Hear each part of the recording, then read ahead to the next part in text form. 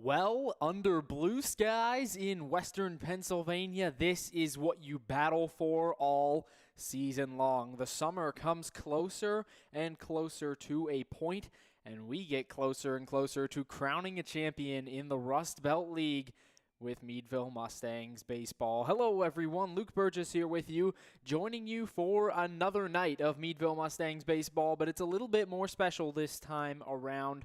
The Mustangs are in the playoffs. They take on the Butler Blue Sox tonight at Pullman Park from Butler, Pennsylvania. It's been a long season so far for the Mustangs. They're ready to wrap things up as they get closer and closer to trying to crown a champion in this league, and they sure hope that their name will be called when it comes time for coronation. Well, you got to briefly look at the entire picture of the Rust Belt League postseason here. All 8 teams in the league make the postseason. You're battling for seeding throughout the regular season, and really, there's not much of a benefit for being up higher in that seeding right away. If you lose game 1, you're going to get the hook, and that is exactly the case tonight. This is a single elimination game here at Pullman Park between the Mustangs and the Blue Sox. So, to put it shortly, if the Mustangs lose tonight, their season is over. And if they're able to win, they would advance on to the semifinals in the Rust Belt League. This tonight would go as the quarterfinals for the league.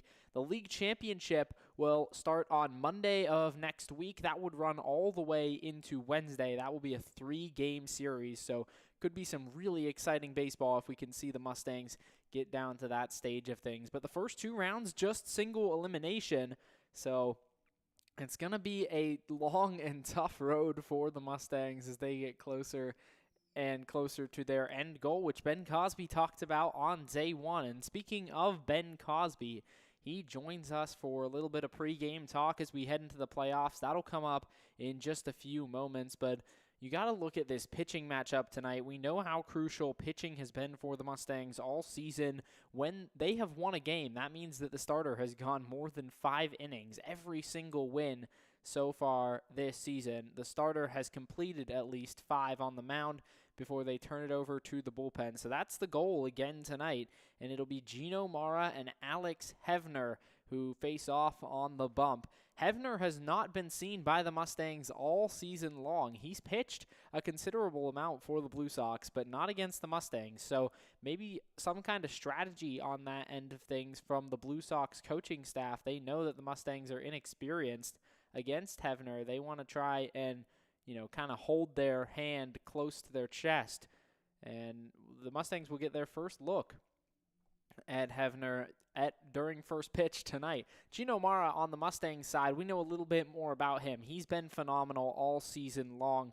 He's pitched really well, and last time out against Newcastle, that was his only loss all season throughout the regular year. Of course, the ERA, everything else, wins and losses, resets when the regular season completes, but you know that the reputation does not. Mara, he had not given up more than 2 runs throughout the entire season, gave up 3 in that loss to Newcastle. 2 of those came right before he was pulled in the 7th inning. So really so far, he has been the guy on the mound. And he came in and closed out a game here earlier in the year when he did not have quite the reputation that he does now. And he struck out the side on 11 pitches to end a classic Mustangs win here, and that was back when they were just 2-5. Now looking at, they've gone 11-16 since that 0-4 start. A really good record for the Mustangs, or 11-6. I beg your pardon. Obviously, 11-16 not as desirable. 11-6. They've been really, really strong since that early stumble, you could say. And now they come into the end of the year riding a hot hand. They just played Du Bois over the weekend. They were very successful there, and they're looking to keep things going as we roll into the playoffs. We'll throw it over to Ben Cosby. He had a lot to say before tonight's matchup. We asked him about the pitching. We asked him about a whole lot more. Things are going to get exciting.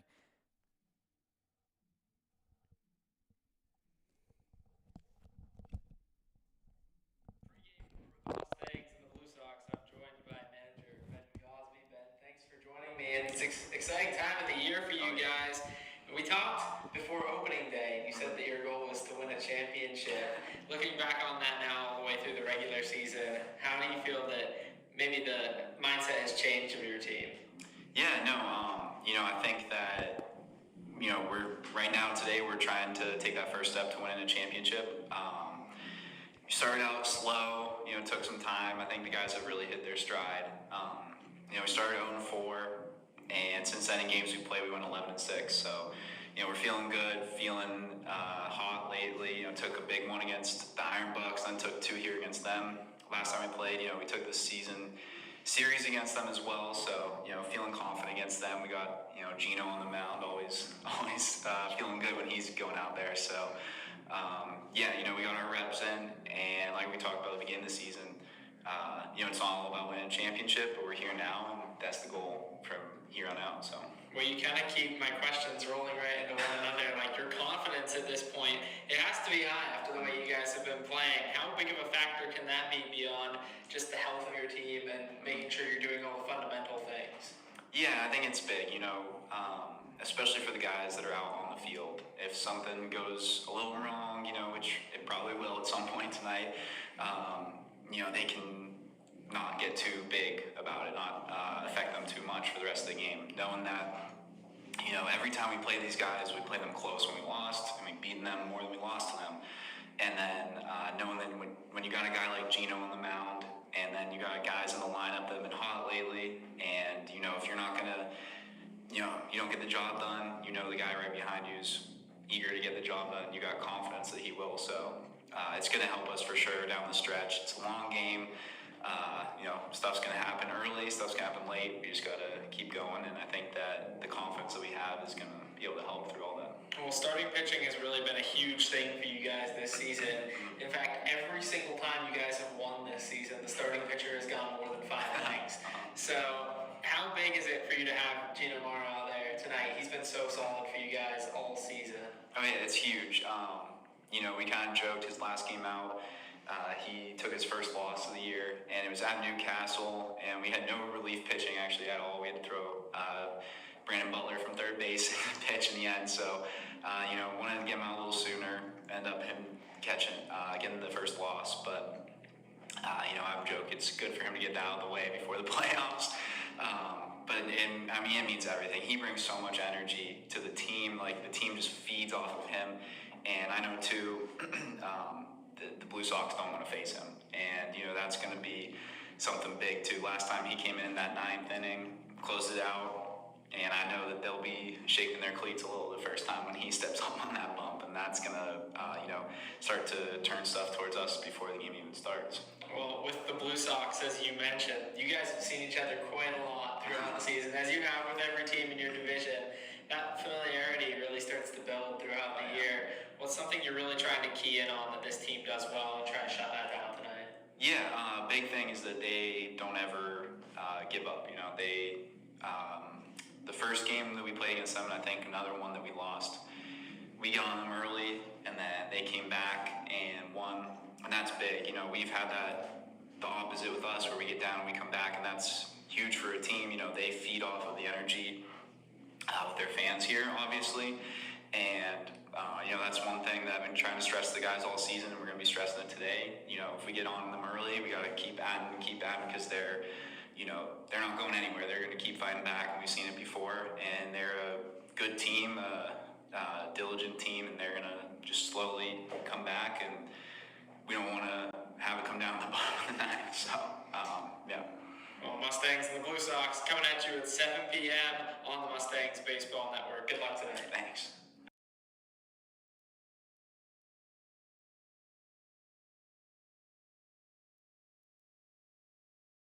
Well, we thank Ben Cosby so much for joining us on the pregame show here on the Mustangs Baseball Network. We'll look at some players to watch as we are just now about 4 minutes away from first pitch.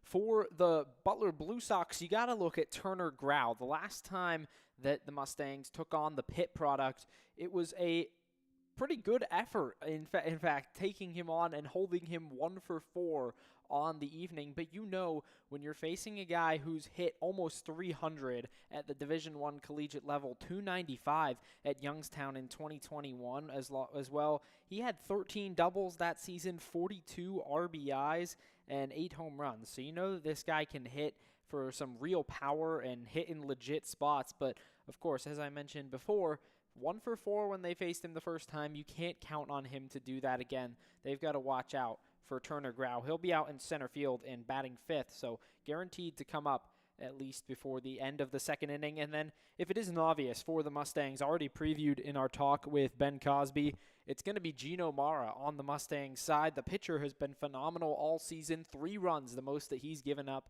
in a game this year. So trying to continue that hot hand that he has had all year long and get him back out on the bump for a Mustangs win in a must-win game for the boys in red. And it is the Mustangs in red with the yellow lettering, gray pants here tonight.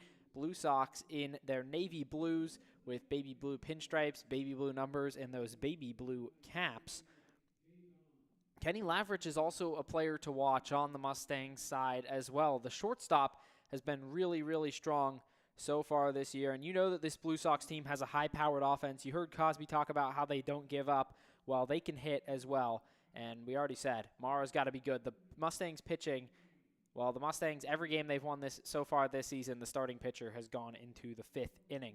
The lineups for tonight's game, the Mustangs come in with an 0-0 record in playoff baseball. They're headed by Ben Cosby at the managerial helm. Leading off is Ryan Doherty, the center fielder. Shortstop Kenny Lavrich bats 2nd. Daniel Luco bats 3rd. He's the right fielder. The left fielder is Jordan Suvak. He bats 4th. Brandon Butler bats 5th. He's the 3rd baseman. Noah Ross is the designated hitter and batting 6th. Zach Strideff is the 1st baseman. He bats 7th. Cole Grable bats 8th. He's the 2nd baseman. And the catcher is John Sharp. He rounds out the order, batting 9th. The pitcher for the Mustangs, Gino Mara. For the Blue Sox, Tanner Donati is in right field, leading off. Batting 2nd, Chase Vrabel. He's the extra hitter. Seth Helgert bats 3rd. He's the shortstop. Joey Woodrow bats 4th as catcher. Center fielder Turner Grau bats 5th. Quinn Burke bats 6th. He's the 1st baseman. Designated hitter Trent Belak bats 7th. He's the designated hitter.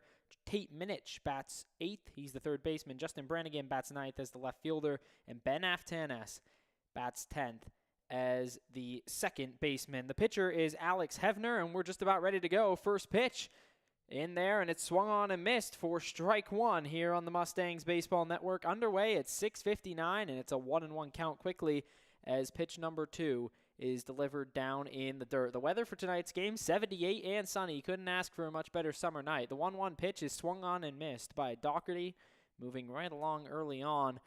And we've had some bad air quality with the Canadian wildfires all summer long. That continues into tonight. Here's the 1-2 pitch to Doherty. He grounds it up the middle to Helgert. He gloves, throws on to first, and he's safe. Beats out the throw. So an early speed check for Doherty, and he passes the test with flying colors, an infield single, and the Mustangs have a guy on to start things off here. That can be huge, and we haven't seen a lot of Doherty so far this season. He's been unavailable, but also has just been absent from the team for a large portion of the season. This guy has not. Kenny Lavrich, the shortstop, batting 2nd. He's batting with a runner on first, something he's not very used to, normally in that 1 hole. First pitch to him tonight is a slider away. That goes for ball 1. So the first pitches we've seen from Alex Hevner all season long. We've seen him on the bench, but has not come in any real action so far this season. Hevner to Lavrich. The 1-0 is in for a called strike. Fastball straight down the pipe. Lavrich wants to watch that one out, make sure that he can get his timing going. Mustangs and the Blue Sox just underway if you're just joining us. That one is out to the right side, drifting away foul, and it's out of play. So if the Mustangs were to win tonight, they would go on to play this weekend in the semifinals, and then on Monday of next week, so 6 days from now, it'll be game 1 of the championship in the Rust Belt League. The pitch, and Doherty goes. That one's out to right field. Chasing back on it is Donati, and he can't make the catch. Doherty's rounding 2nd. He was all the way up, and it's 2nd and 3rd with nobody out. Kenny Lavrich rips a double into right field, and he just continues to hit as he has done all season long. Kenny Lavrich squares that one up hard, rips a double out into right field, and it's a dream start. 2 runners in scoring position with nobody out for the Mustangs. So now Daniel Luco, right fielder, dropped down to that 3-hole. Basically, everyone has just been dropped down with Doherty taking that top spot in the lineup. That one's up high for a ball. Curveball, couldn't get around it. Audio-only broadcast here tonight for the Meadville Mustangs. Want to focus on bringing you the highest quality broadcast possible. The 1-0 pitch is fouled off just off the top of the bat, and it's a 1-1 count. So second and third early, lots of speed on the base paths. Lavrich and Doherty. We know Doherty's got those wheels. Beat out that infield single to the shortstop Helgert. 1-1 the count with nobody out for Luco. Ball down low, curveball dips below the zone, and he doesn't offer. Saw Luco hit his first home run of the season on Sunday, rather. Almost said Saturday there, but no, it was Sunday, as there's a fastball up and in. He dodges out of the way. It's 3-1, and now some real early trouble for the Blue Sox on defense, but he pounded one over that left field wall at Garby Yard. 3-1 pitch from Hevner is in for a called strike. Fastball over the heart of the plate. So now the count full with nobody out. 2 runners in scoring position early. That one is up high and a walk. So Daniel Luco reaches, and now the bases are loaded with nobody out for Jordan Suvak, perhaps the hottest hitter in the Mustangs lineup. He did not have an excellent weekend, but so far this season, he's been someone to rely on for Ben Cosby. He gets the nod in the cleanup spot tonight, and now he's got a chance to do what cleanup hitters do. He's got the bases loaded and nobody out. Hevner, feeling those playoff nerves, delivers a fastball down low in the dirt for ball 1. The Blue Sox finished this season in second place. 15-11 was their record. Here's the pitch. Swung on and missed. Can't catch up to it. Jordan Suvak.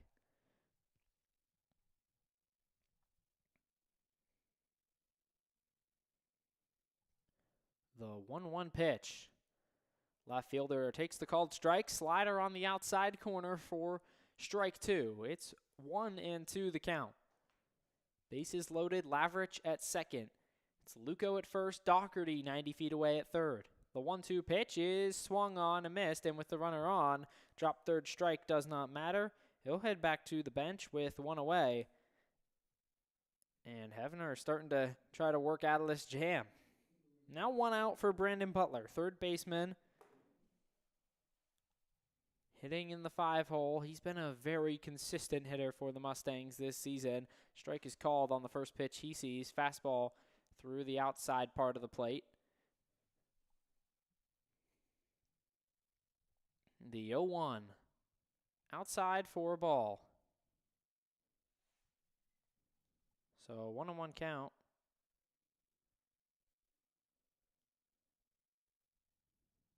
That one is down low. Catcher blocks it. That's Woodrow behind the plate.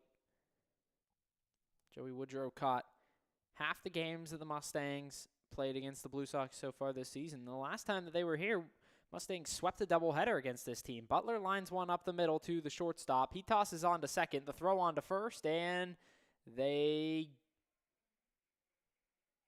do not get him there. Butler beats out the throw at first. So it's a fielder's choice, almost a double play on the ground ball to Helgert. But instead, the Mustangs have an early 1-0 lead. The runner is out at second. So Butler catches a break right there. 6-4 on the putout. And it was Luco out at second. So now 2 away for the 6-hitter Noah Ross. First and second against Hevner. Lavrich gets his lead. Here's the pitch from the right-hander. That one is in for a called strike. Looked like he went back to that fastball on the outside corner again. He's been living there. Butler's leadoff first is small. Here's the 0-1 pitch. Down low, and it gets past the catcher Woodrow, and racing home is Kenny Lavrich. Head first slide. He's in safely, and the Mustangs lead 2-0. Early on, making a difference. Doherty scores. Now Lavrich follows him up, and the Mustangs have to feel real good about getting out to a 2-0 lead.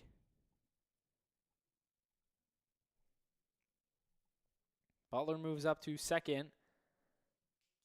That one's popped up on the left side. Minich looking up at it, and it's out of play, foul.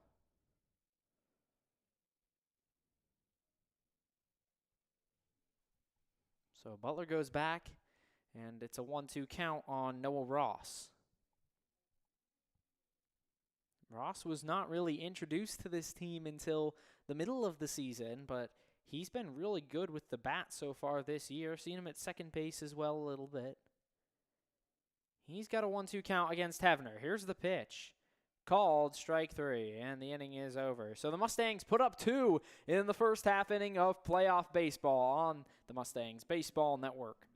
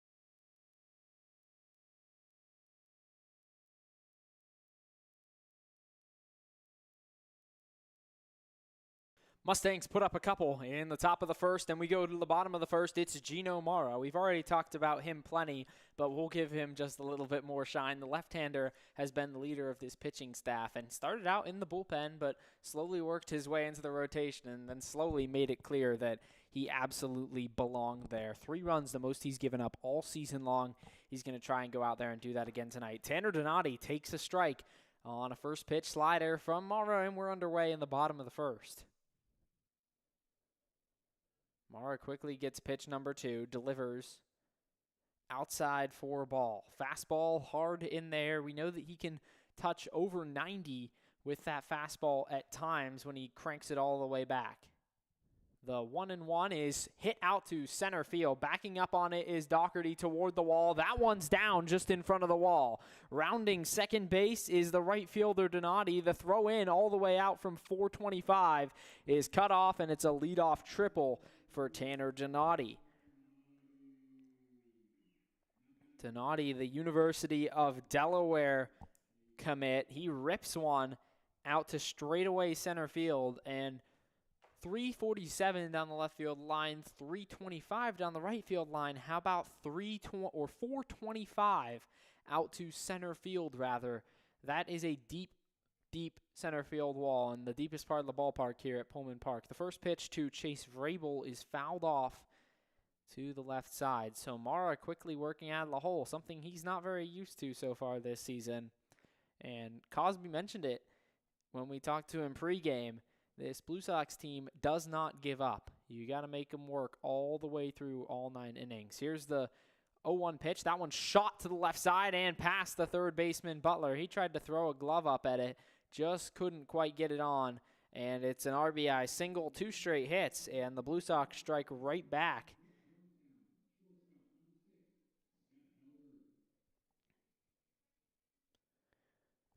So after the triple, they follow it up with an RBI single, and there's a runner on first, nobody out, and the Blue Sox only trail by 1. Seth Helgert now, the shortstop, involved defensively in that first inning. He takes a strike. Slider from Gino Mara through the zone. So 0-1, the count early in the hole is Helgert. Helgert's been a mainstay in this lineup when these two teams have met this year. That one's up high. Fastball grazes the top of the zone. Just can't quite get the strike call. Bottom of the first inning here on the Mustangs Baseball Network. The lefty delivers. Chops one foul. That one over the netting and onto the top of the dugout on that Blue Sox first base line. So a 1-2 count. Mara trying to get the first out of the inning.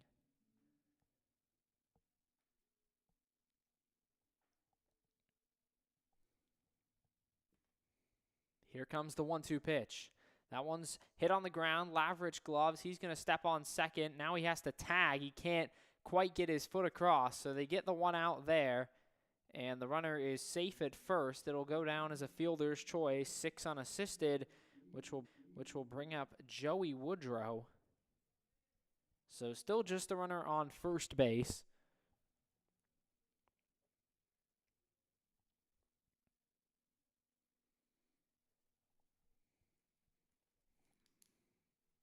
Mars pitch to the right-hander. That's a breaking ball just up high. Delivered for ball one. It's a 1-0 count. Thank you for joining us on the Mustangs Baseball Network. Luke Burgess here with you, delivering you Mustangs playoff baseball. Check over to first. Runner is back safely. That's Seth Helgert, the shortstop, reached on the fielder's choice just a moment ago. Underway here tonight on a blue sky night in Butler. That one's fouled back from the catcher Woodrow. He's sitting in the 4-hole tonight.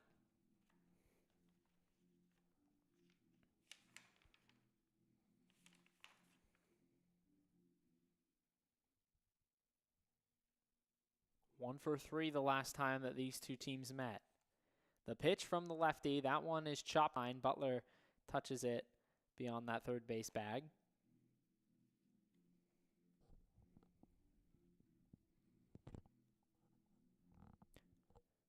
Woodrow trying to keep the hot start going for the Blue Sox in the bottom of the first inning.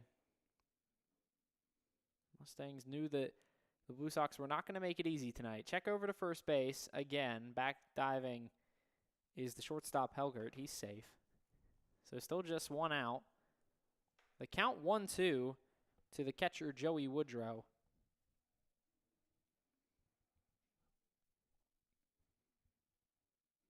That's a fastball out wide. Mara leads the team in strikeouts so far this season. He's trying to add on to that total here. The inaugural season, the first time in the playoffs for the Meadville Mustangs. The pitch. That one shot down the third base line, gloved on a backhand by Butler. The throw over to first base, and it's past the first baseman, Zach Stridiff. Now round to second on the ball out of play is the catcher Joey Woodrow. That's going to go down as an error on the third baseman, Butler. And now, how about it? Second and third with just one out for the Butler Blue Sox. The Mustangs starting to sweat a little bit.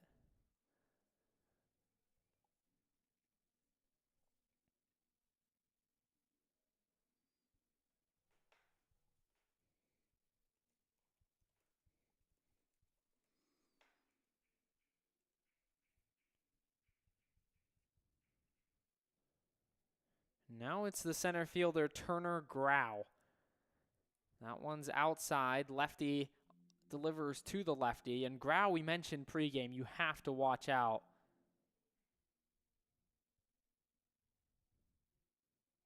Youngstown State product, hit .295 his junior season, going to Pitt next year. He rips one down the first base line and into right field. That one might score two. The throw in, the runner comes around to score, and he's safe. And Grau moves up to second base on the throw, so he gets a 2 RBI single. And we mentioned it before the game started. You got to watch out for the D1 guy that can hit 300. And he's on second base, and the Blue Sox are in the lead. It's 3-2, and now Ben Cosby has to take a visit to talk to his guy much earlier than he would have liked. Just one out on the fielder's choice.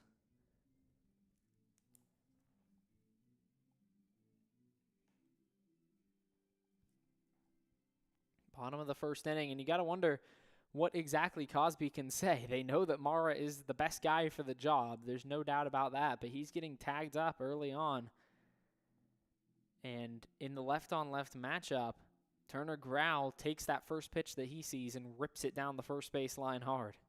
So it's going to be an offensive showdown tonight unless the tides can change.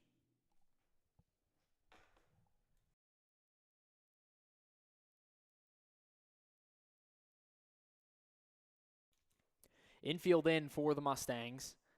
All playing on the grass aside from the second baseman Cole Grable. Facing Quinn Burke, the first baseman. He takes the first pitch for a called strike. 0-1 the count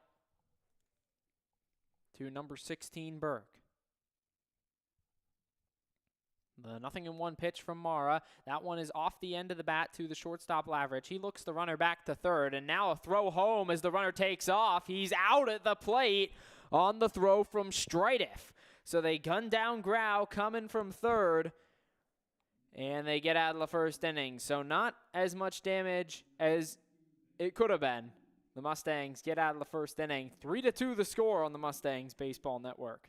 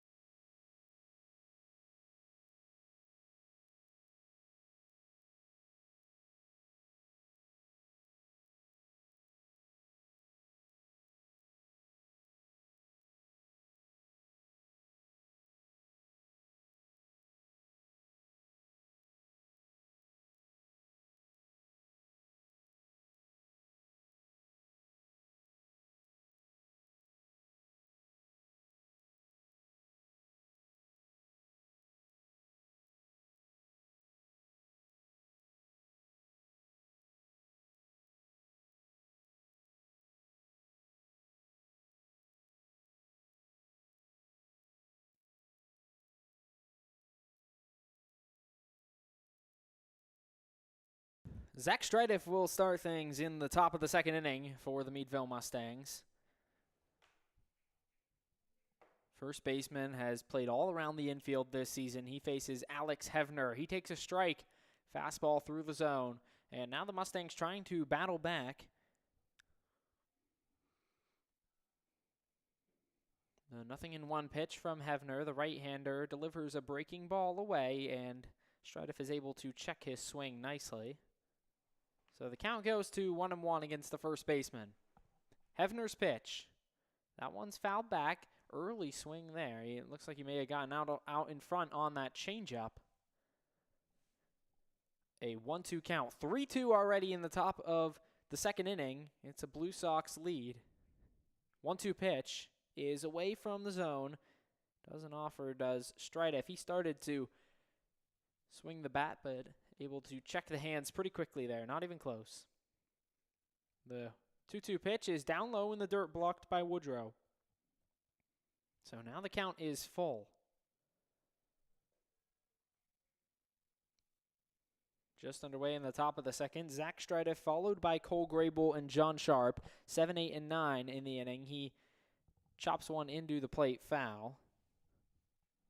That one, a little double hit off the plate, bounces back up off the end of the bat on the backswing. Pitch from the right-hander, payoff, is down the line to third base. Onto it is Minich. He throws to first and records the out there. So 1 up, 1 down after a single was recorded in the first. Hevner off to a little bit of a better start in the top of the second. There's 1 out. The 8-hitter Cole Grable cooled down on the hitting side of things. He lines one up the middle off the glove of the pitcher, Hevner. That one's onto the second baseman, Aftanes. He throws on to first and records the out. So how about that? Just knocks the ball down, and that was a line drive headed right up the middle. So most likely would have gone for a hit, but it ends up as a 1-4-3, and the runner is out at first. So now John Sharp in that 9 hole Mustangs just hitting 9 tonight, trying to keep the order more condensed. Swung on and missed from Sharp. So he's down 0-1 with 2 outs. Sharp, the best defensive catcher on this team by a long shot. He's been phenomenal behind the plate this year. 0-1 pitch, he's late on it. Went right back to the fastball, and the count is 0-2.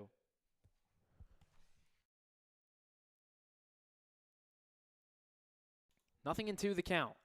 That one is up for strike 3. He can't make contact, and he strikes out on 3 pitches. And now Sharp's getting into it with the umpire a little bit. Has some questions for him, certainly, but we're through an inning and a half. And the score, the Blue Sox 3 and the Mustangs 2 on the Mustangs Baseball Network.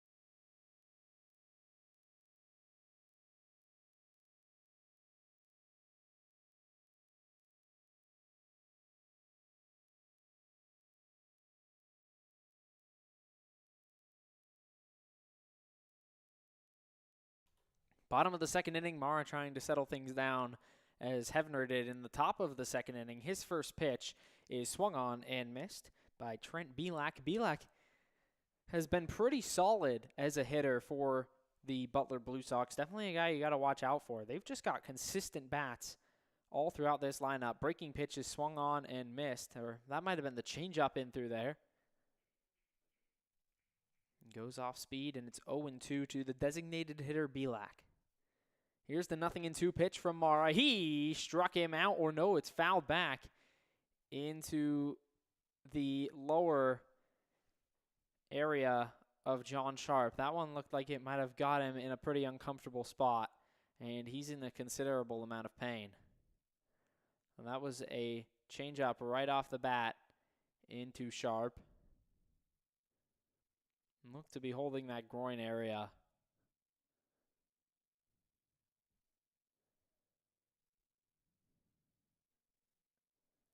And you just got to hope that he was wearing protective equipment.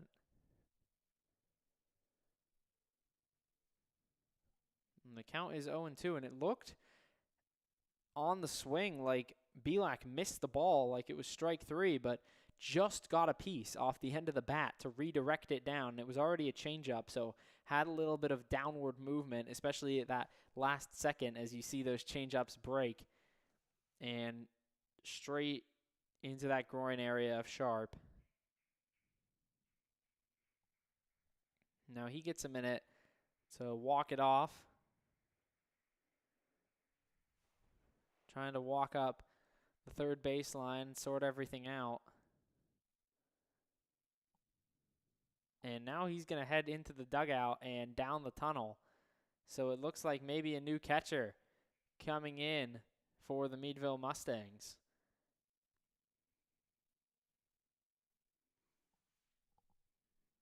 We'll take a quick break here on the Mustangs Baseball Network. Be back in just a moment.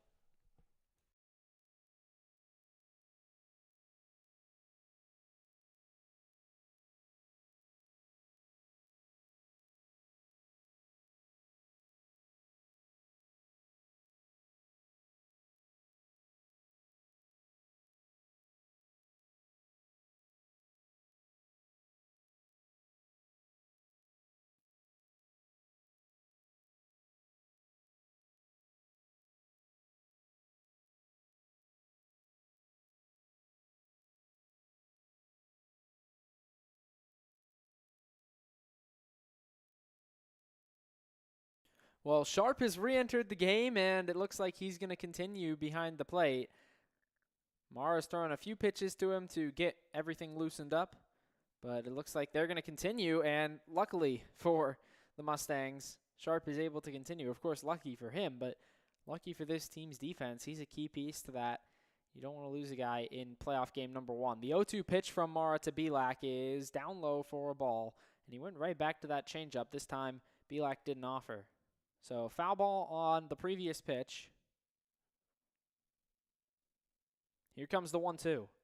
That one's popped way up in the air, out to the right side. Second baseman and first baseman Strideff chasing after it, and it looks like it's going to get down foul in the Mustangs bullpen. And the bullpens here at Pullman Park down those left and right field lines respectively.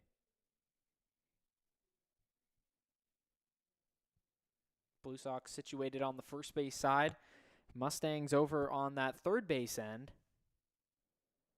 Mara is all ready to go to Belak. Here's the 1-2 pitch again. Fastball, he struck him out, swing and a miss. Blows the heat by him. So Belak starts the second inning with a strikeout. And there's one away for Tate Minich after a lengthy at-bat.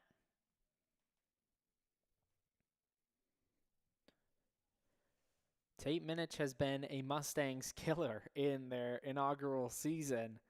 Pitched and hit the lights out. He had a stretch of 4 straight doubles against the Mustangs when these two teams met. That spanned over 2 games. Started in his second at-bat of one contest, ended in his second at-bat of the next contest. That one's in there for a strike, and the count goes to 1-1. The first pitch away for a ball. Minich, definitely a bat you got to watch out for lower in this Blue Sox lineup, and he makes a pass and a miss at a changeup. Mara mixing speeds well so far, and it's curious. He just got tagged in that first inning, and that's not something we've seen. He's already totaled the most amount of runs that he's given up in a game all year long, so maybe some playoff jitters. Pitch is in there for a called strike 3. Back-to-back strikeouts for Gino Mara, and now he's feeling it. So Minich takes a pitch on the inside corner. It looked like maybe the changeup again. Came back out across that inside corner. And just through the zone. Now the 9-hitter Justin Brannigan. Left fielder has pitched against the Mustangs so far this season. He takes a fastball up high and outside for ball 1. It's a 1-0 count with 2 outs. So 2 quick strikeouts. Mara trying to finish this inning off. He delivers a strike, and he goes back to that changeup. Heavy use of the changeup so far. Not something that we've seen a whole ton. He's been primarily a big slider guy this season. The 1-1 from the left-hander. That one is ripped through the middle into center field. It's going to be a single for Justin Brannigan. Onto it is Ryan Doherty. He throws in and holds the runner at first base. So Ben Aftanis gets a shot now. The second baseman, 10-hitter, coming to the plate with 2 outs in the second inning.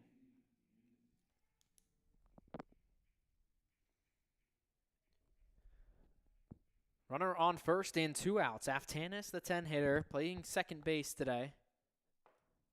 Mara's 0-0 out of the stretch. That one's just up high above the numbers to Aftanis. Guardians and Pirates going on underway just a little bit south of here at PNC Park. That one's outside for ball 2. 2-0 count quickly.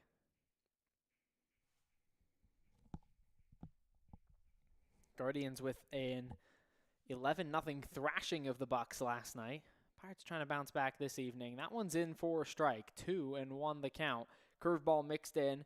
Blew that one through the zone. Mara, the Slippery Rock kid, transferred from UNC Asheville. That one is fouled off to the left side.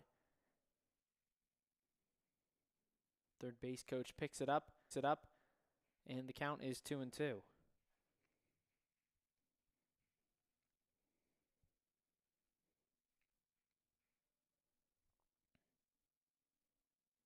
Mara's all set.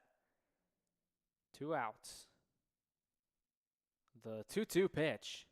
Up high, Sharp looks back the runner, and a big lead over there at first for Brannigan. Outfielder, so he has pretty good wheels. Blue Sox have a very athletic outfield. 3-2 the count to the 10-hitter Ben Aftanas. Gino Mara trying to get out of the bottom of the second inning. Here's the pitch. That one's outside, and it's a walk.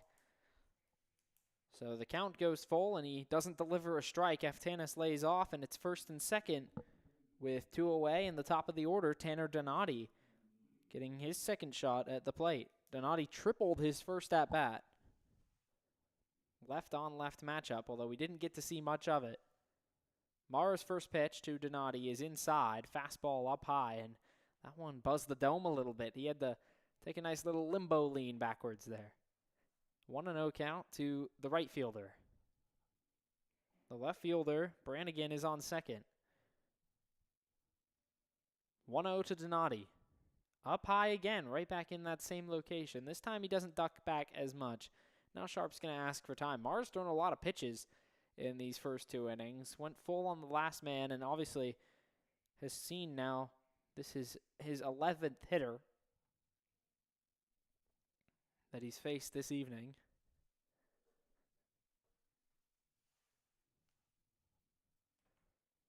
Two and oh the count to the lefty, Tanner Donati, trying to get back in the count.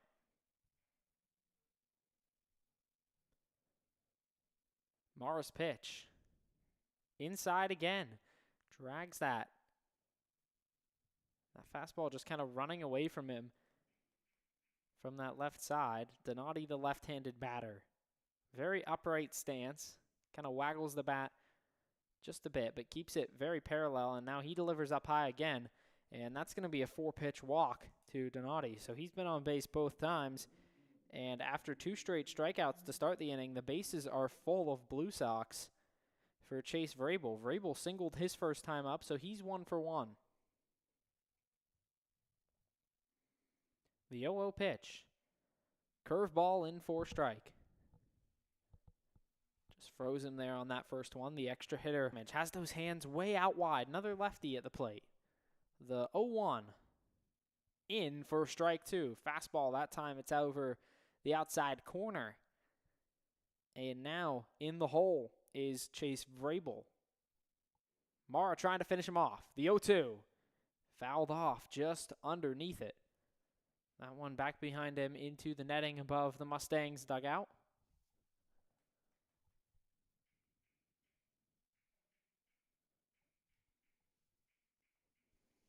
The 0-2 again. Up high. Looked like maybe the slider hard in there. Sharp caught it up. It's a 1-2 count. 2 away in the inning. The bases loaded. Mara trying to get out of the second inning clean. Here's the pitch. Slider away from him, and he doesn't swing. Held off on the breaking ball, and the count goes 2-2 with 2 outs.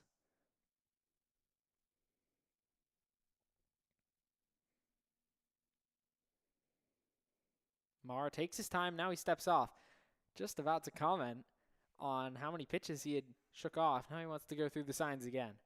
The 2-2. Now he gets his pitch. Emphatic nod. Delivers. And he struck him out. Went back to the curveball and got him to swing and miss. So he loads him up. How about just for fun? And then he sits him down. No runs in the inning. We're through an inning and a half on the Mustangs Baseball Network with the score 3-2 Blue Sox.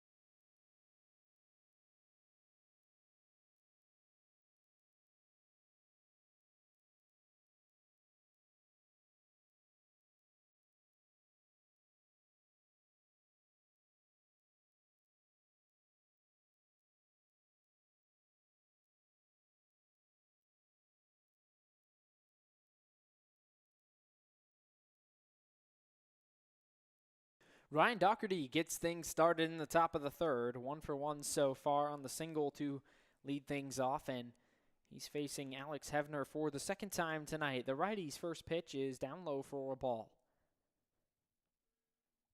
Doherty homered in his first ever at-bat here and followed that up with a triple and has just sparsely been integrated into this Mustangs lineup this season. That one's down low. It's ball 2, and the count goes 2-0 on the speedy center fielder. 2-0 pitch, and that one's called for a strike. Mistakenly mentioned that we were through an inning and a half. We were through 2 innings into the third here. Top of the third on the Mustangs Baseball Network. The 2-1 pitch from Hevner is a breaking pitch away, just outside. Count goes 3-1 now to the center fielder. 3-1 pitch is swung on and missed, and Doherty stands below 5'10", but you cannot be fooled by that frame. He's got some legit power. Payoff pitch is shot into left field. That one's on to Brannigan, and it's a leadoff single. So 2 at-bats and 2 singles for Doherty. He's been productive at the plate. Mustangs need that top-of-the-order pop. They've got it in this guy, Kenny Lavrich. Lavrich led the team in on-base percentage this season. Now some action going. Zach Wilson getting loose in the Mustangs bullpen. The 0-0 to Lavrich is down low and outside for ball 1. So maybe we will see Wilson at some point. Hevner pitching out of the stretch. His 1-0. Lavrich squares to bunt. He drops one down foul. And the count goes to 1-1.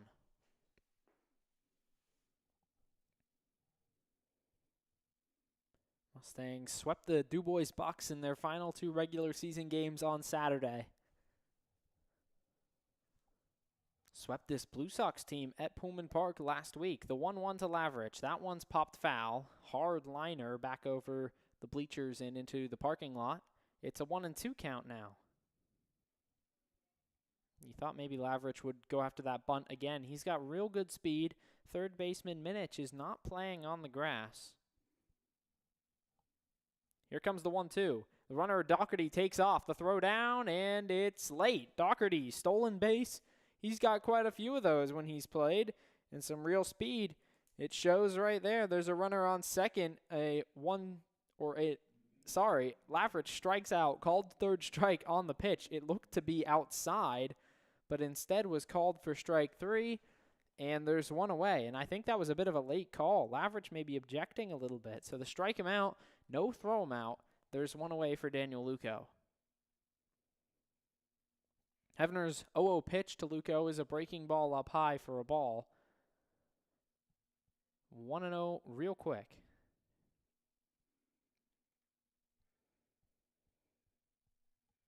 Here's the 1-0 pitch from the righty. He spikes that down, and a nice backhanded grab there from the catcher, Woodrow.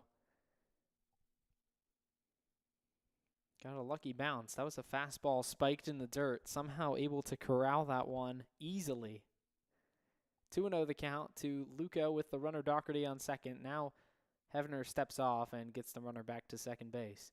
Playoff baseball here on the Mustangs Baseball Network and elsewhere in the Rust Belt League. If you want to take a look around, the other 2 teams, the East Butler Bulldogs and the 3B Barons, are in action in Newcastle as the third pitch is down low and outside for ball 3. They've just underway.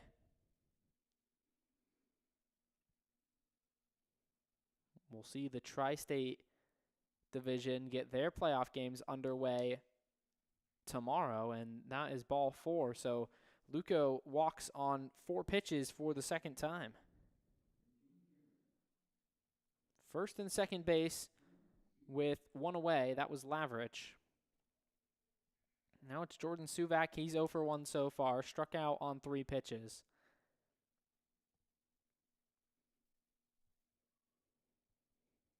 Oh, the count. Hevner out of the stretch delivers. Down low in the dirt. Gets the glove on top of it, does Woodrow.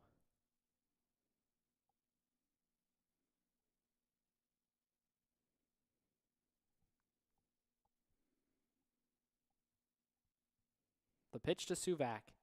In for called strike one, and the count goes 1-1 with one out.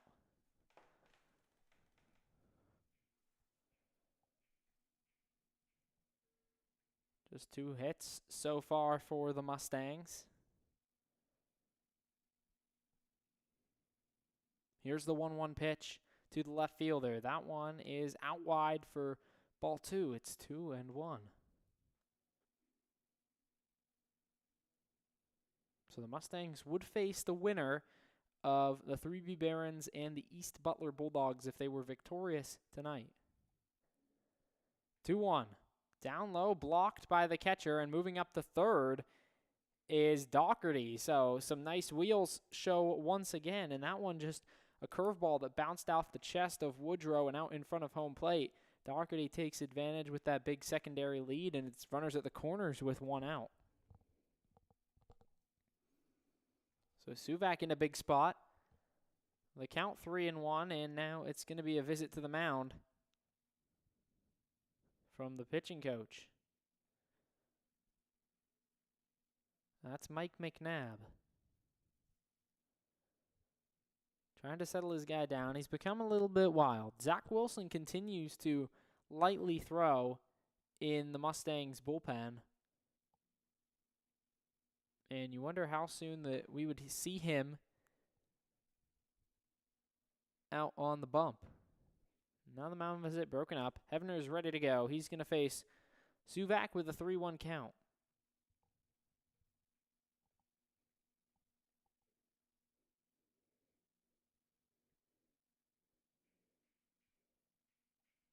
Just one away in the inning. Suvak trying to avoid the double play. Down low, and he walks him. So now the bases are loaded off back-to-back walks. 3-4, Luco and Suvak reach base via the free pass. And he'll face Brandon Butler. Still just one away. Bases loaded.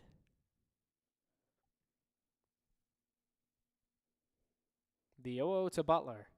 Down low, off the top of the glove, but blocked nicely by the catcher Woodrow.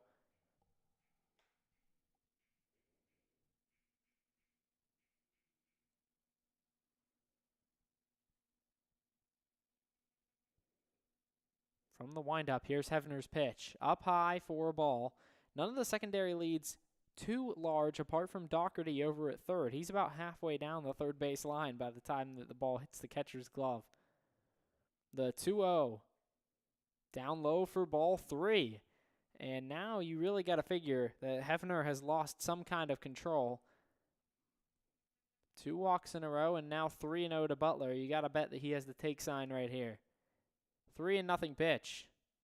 Called for strike. Butler tossed the bat away and was jogging down to first base, but he gets the called strike from the home plate umpire, and the Mustangs' third baseman thought that this game was tied. 3-1. Popped up on the infield. That one drifts back toward the broadcast booth. It's going to go foul. So the count full now.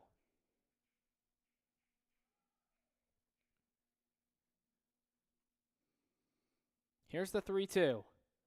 Up high, ball 4, and they do walk in a run. So, as some say, ball don't lie. Ball 4 over the heart of the plate. That's 3 straight walks, and it's going to result in a run crossing the plate for the Mustangs. They've tied this game at 3. Now the 6-hitter Noah Ross. Ross struck out looking to end the first inning, his first time through. Just 1 out so far in the inning. Bases loaded, all have reached with the walk. Ross takes ball 1. That one's down low, and Hefner is really just struggling to find the zone right now. Mustangs have a big chance to break this one open. The 1-0 pitch is down low in the dirt. He pulls that one, spikes it off the left-handed batter's box's chalk line. 2-0 the count. Here comes the 2-0 pitch. That one's in for strike. So gets back in the zone with a fastball over the middle. Working quickly, the 2-1. Down low, 3-1. Right back to it. He's been missing in that same spot quite a bit, just a tick below the strike zone. The 3-1 pitch is shot to the shortstop. That's Helgert. He gloves, throws on to second. The throw on to first, and the runner is safe. So it's a fielder's choice from Noah Ross and an RBI. Luco scores. It's 4-3 Mustangs.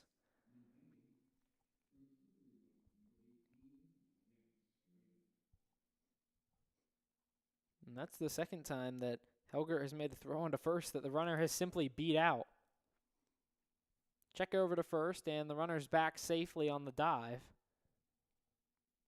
Making sure that Ross does not go anywhere. Butler was out at second. So there's 2 away in the inning for Zach Stridiff. The first pitch to him is in for called strike. He goes down 0-1. Hefner trying to work quickly. Delivers the 0-1 pitch. Down low for ball 1. Almost said ball 2 there. It's been so consistent over the last few at-bats. The 1-1 pitch called for a strike just along the bottom of the zone. Working low is Hefner, and you wonder if that's an approach thing, or obviously we've seen that control tail off, so maybe partially control as well. The 1-2 pitch from the right-hander is a breaking ball swung on and missed, and that ends the inning. But not before the Mustangs regain the lead here on the Mustangs Baseball Network. We're through 2.5, and the score, the Mustangs 3 and the Blue Sox 3.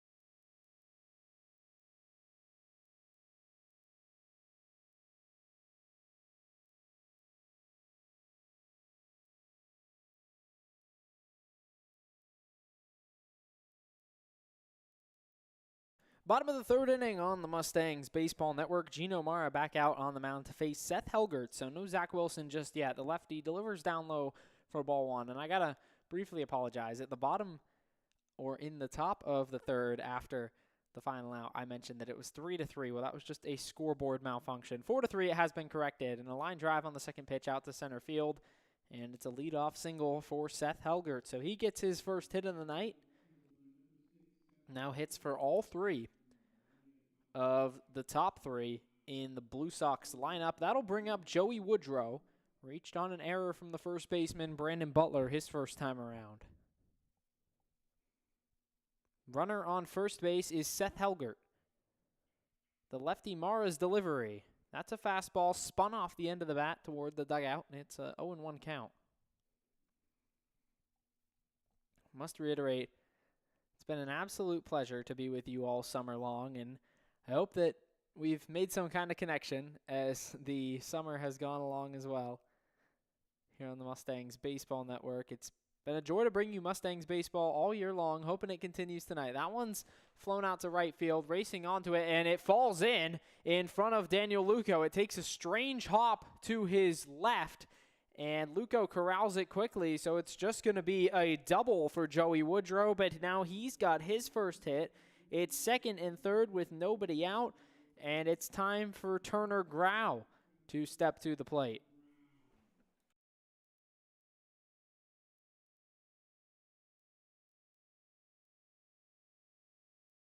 Now, with Turner Grau, I got to briefly give a shout out to my Newhouse peer, Adam Gotkin. Grau is a former North Adams Steeple Cat. Before he came to the Blue Sox this summer, he's transferred to Pitt, and he is a Pittsburgh native. He takes strike one. But played up in North Adams. And Adams been doing a great job up there all summer long. That one is fouled off down the third baseline, kicking way foul toward the Mustangs dugout. The Mustangs still lead this by one. Mara trying to prevent any more from crossing the plate, but clear that the Blue Sox brought their A game tonight. 0-2 the count on Grau. He singled hard up the first base line his first time to the plate. The lefty's delivery. That one is fought off the end of the bat. Lavrich makes the catch, and no one advances. So a short little pop-up on the infield for the first out. Grau set down for the first time. Vital to keep him off the base paths, not just because of his hitting ability, but also because of his speed. Checks in at 6'4". He's a big body out there, and he's got some quick legs. Plays in center field. One of the reasons that the Panthers wanted to pick him up for a graduate season. Quinn Burke now at the plate. The 0-0 is fouled way back. Burke over top and out of the entire stadium behind him. He got a hold of that one. We got some pretty high netting behind home plate here at Pullman Park, but he hit that one over just about everything. So 0-1 quickly to the first baseman. He's 0 for 1 so far, grounded out to the shortstop Lavrich.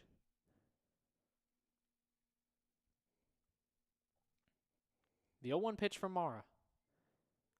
Breaking pitch got away from him. That looked like maybe the off-speed changeup.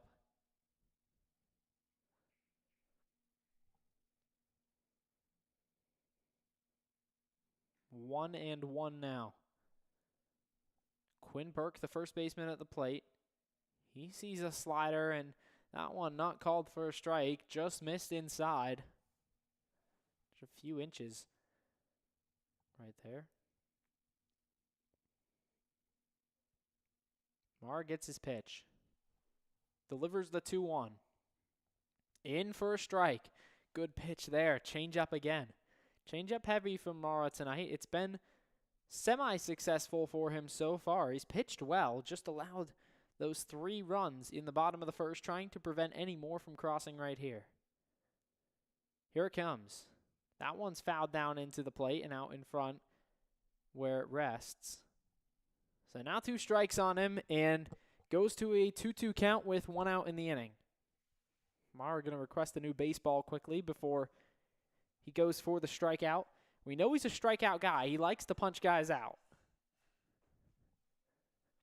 2-2 the count. 1 away in the inning. Runners on second and third. Here's Mara's pitch.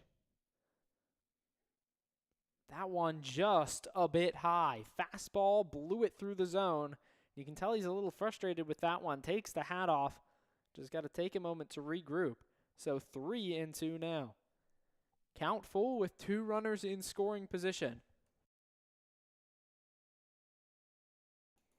The payoff pitch. Breaking ball fouled off. He was way early. Just got on top of that one, did Burke. A lot of big bodies on this Blue Sox team, and Burke is included in that. Bunch of guys over 6 foot. The Mustangs do as well, but also got guys like Brandon Butler. Butler just 5'10". The payoff pitch, that one's fouled off again, so Burke continues to stay alive. Sharp, a big body behind the plate. Noel Ross, pretty tall as well. Gino Mara, for the fact, 5'10" on the mound. He can throw some heat. Doesn't mean they're effective or not. Payoff pitch one more time from the lefty Mara. He struck him out.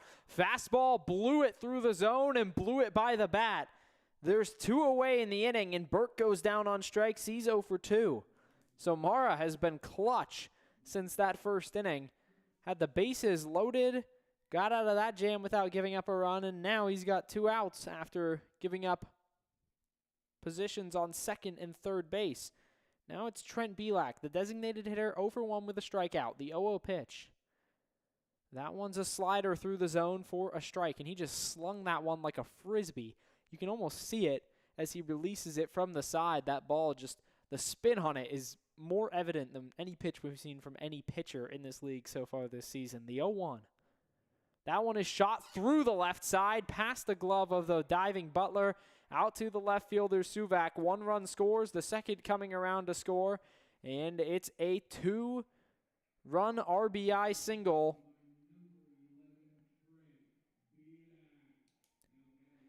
for Belak.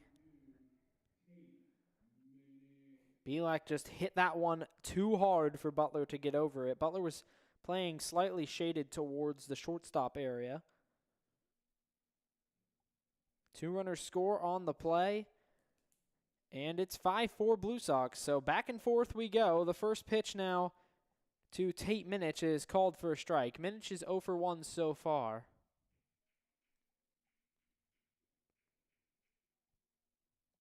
Struck out looking in his first at-bat. The 0-1 pitch is off the end of the bat, foul.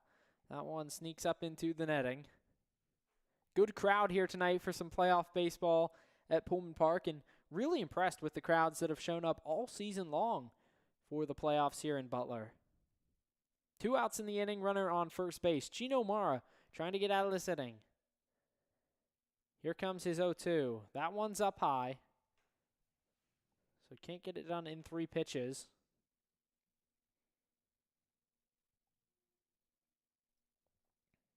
Mara gets his pitch from Sharp. Delivers.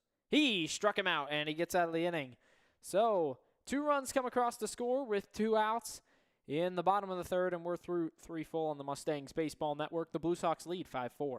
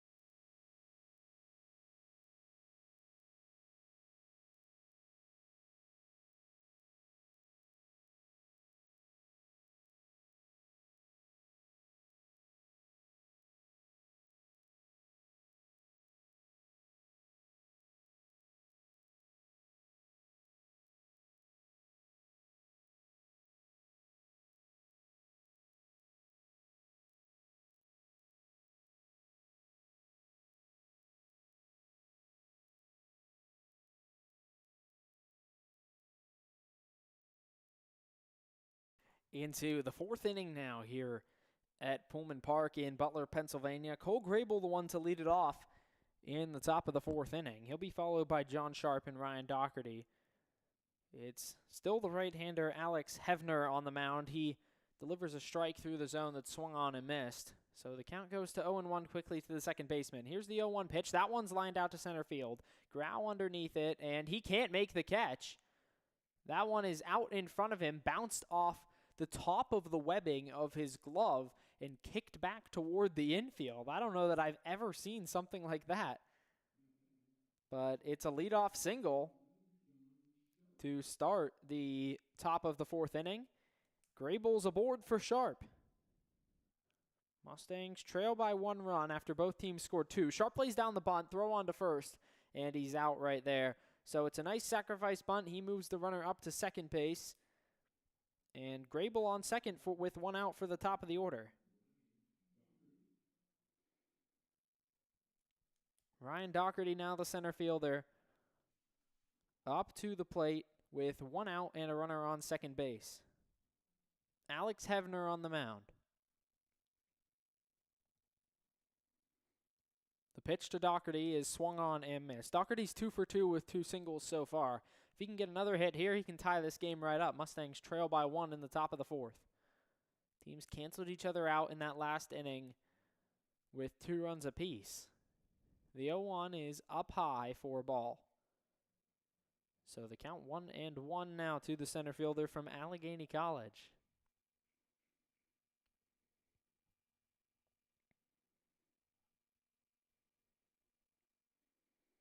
The 1-1. In there for a strike. Fastball, and he didn't love it. But a 1-2 count regardless. Runner off of second base is the second baseman, Grable.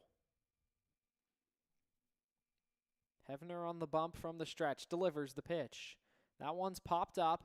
High out toward right field. Donati has a read on it. He makes the catch. Tagging from second base is Grable. The throw in is going to take a bounce, and it's just late. So a sacrifice fly for Ryan Doherty. The runner moves up to third, and there's 2 away. So methodically moving that runner around the base paths. Now Kenny Lavrich.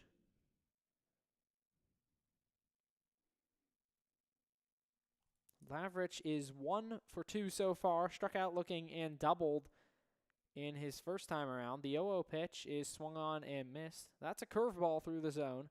Effective curveballs and sliders from both guys tonight. They've just had their other stuff hit really hard. The 0-1 pitch. Lavrich takes up high. It's 1-1. 2 outs already in the inning after the sacrifice bunt and sacrifice fly. That's brought Grable all the way around to third after his leadoff single. The pitch to Lavrich is swung on and missed. It's 1-2. Hard fastball in there from Hefner.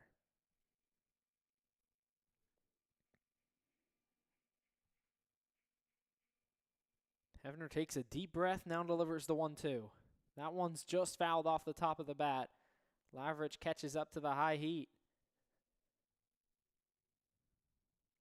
Beautiful night here at Pullman Park. Mid-July, first week of the playoffs in the Rust Belt League. Here's the 1-2 pitch. Curveball way up high near the helmet. That's 2-2. Lavrich almost certainly would be voted the MVP of this team. I don't know if they have an MVP, but he's been phenomenal all year. He takes a fastball outside, 3-2. Of course, generally the MVP only accounts for the regular season. If we had a playoff MVP, well, that's yet to be determined. 3-2 pitch is down low, and that's a walk to Lavrich. So he's going to reach base for Daniel Luco. And speaking of walks, Luco has walked both times tonight.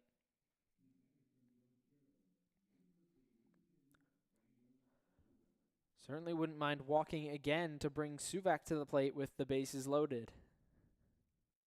Trying to get a hit, though, to tie this game up with 2 outs. Top of the 4th inning, Hefner's pitch.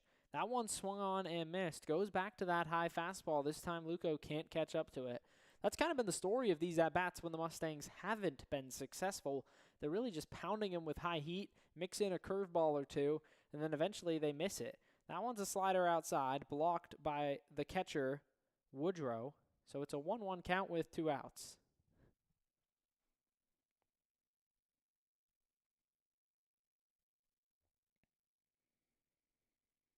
The 1-1 from the righty. In for strike, fastball through the middle of the zone, maybe just a tad low, but Luco took it, and it's a 1-2.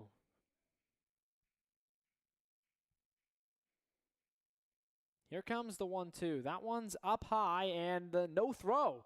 Lavrich is in there standing. It's 2-2, and kind of a pump fake there from Woodrow. He opted like he was going to throw down, ended up holding on to the ball, realized he didn't have a chance, and didn't want that runner from third to come around to score. So Lavrich is into second with a stolen base. It's second and third. 2-2 pitch is down in the dirt. Not nicely blocked there by the catcher, Woodrow. Excuse me.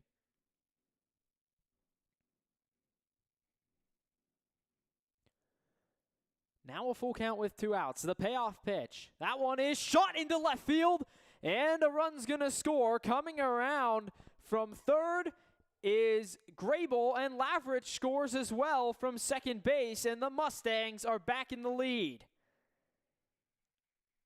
A 2 RBI single for Daniel Luco, and he's just continued to produce. He's reached base all 3 times tonight. And he actually moves up to second on the throw. So a single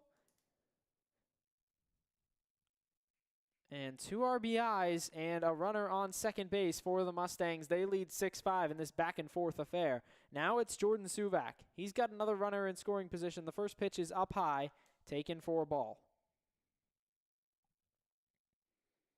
How about the speed from Lavrich? And he was hustling around third base, almost caught up to Grable. Big slide into home as well. The 1-0 pitch is shot to center field. That one's down. Now here comes Luco around third base. They give him the stop sign, and he's got to charge back, head first slide back into third.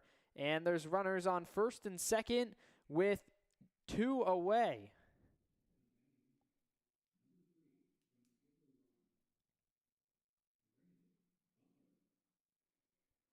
Brandon Butler now. Walked in, hit into a fielder's choice. He's trying to give the Mustangs some insurance. The runner takes off on the first pitch, but it's fouled off. So Suvak's going to have to head on back to first. Suvak trying to steal second so they can draw that throw and send the runner from third as soon as the ball's out of the hand of the catcher. The 0-1. In for strike. 0-2 on Butler. Top of the fourth, Mustangs lead 6-5 on the Mustangs Baseball Network. If you're just joining us, it's been a wild one so far. The Meadville Mustangs and the Butler Blue Sox going back and forth all night. Runner takes off again. The pitch is called strike 3. In through the zone, a curveball, but we're through 3.5 here on the Mustangs Baseball Network. Mustangs back in the lead, 6-5.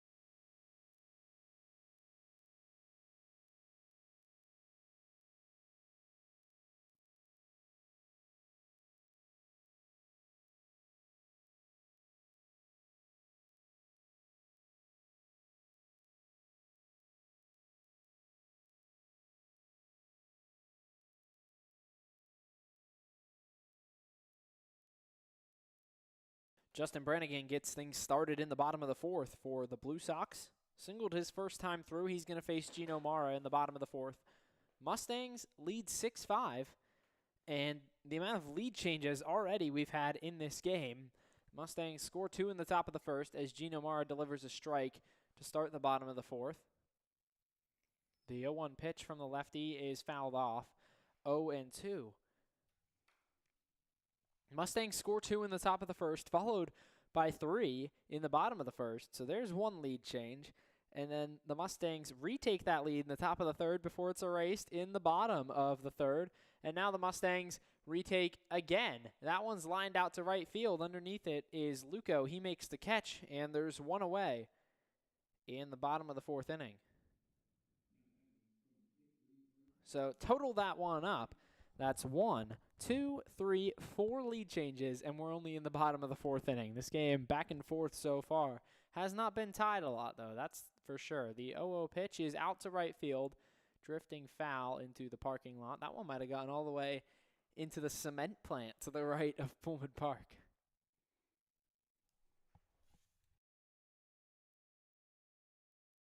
The 0-1 pitch. That one's outside. Ben Aftanas now in his second time to the plate. Pitt Johnstown product at the dish. The 1-1 from Mara. Leg kick and the delivery. It's up high. It's 2-1. 1 out already on the line out from Brannigan. 10 hitter at the plate for the Blue Sox. The 2-1 pitch is in the strike zone. Looked like it might have been inside, but in the strike zone for strike 2. It's 2-2 to the second baseman. Here's the 2-2 pitch. That one's lined towards the second baseman, Grable. He gloves it, fumbles on the release, and the runner's safe because of it. So that's going to go as an error on the second baseman, Grable.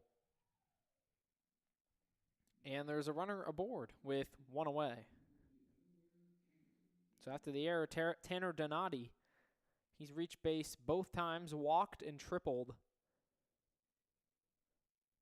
Mentioned last time how he's got that very upright stance, just a little bit of a bat waggle. First pitch is a fastball called for a strike. 1 out already in the bottom of the 4th. Mustangs trying to hold a lead. Mara's pitch is called for a strike. Fastball through the zone. 0-2 quickly now to the leadoff lefty.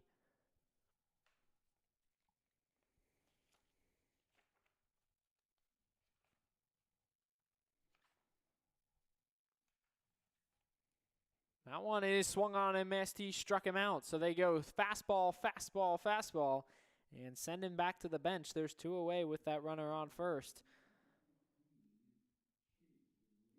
And more often than not, in the past few games that these two teams have met, we've seen not Tanner Donati at the top of the lineup, but instead it's been Tate Minich. But Donati gets the nod in playoff game 1. Now it's Chase Vrabel. 1 for 2, and he picks off the runner. The throw down to second, and he's out. A throw on to first, and they get the pickoff. So 3 come to the plate, and the 4th inning is over. Mustangs lead on the Mustangs Baseball Network, 6-5.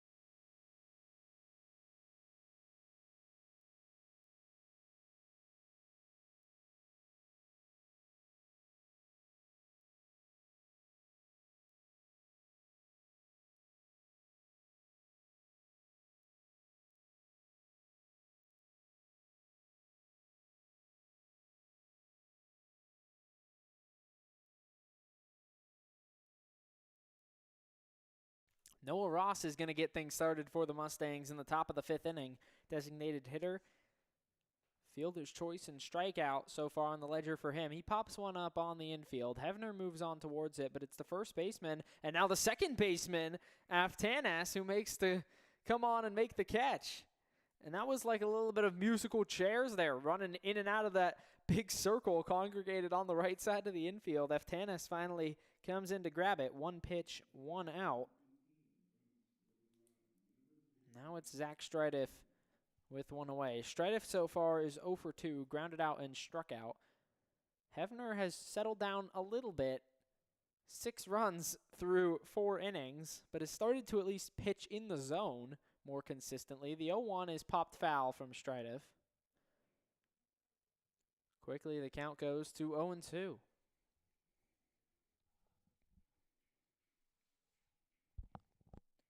Stridev trying to get on base for the first time tonight. Here's the 0-2 pitch. That one's shot onto third base. It's Minich. He picks up, throws to first hard, and gets the out. So there's 2 away quickly for Alex Hevner in the top of the 5th inning. Cole Grable now singled and came around to score his last time. Here's the 0-0 from Hevner. That one's on to third base. Again, it's Minich. He picks up, throws to first, and the inning is over. So 2 quick half innings. We're through 4.5. Mustangs still lead it 6-5.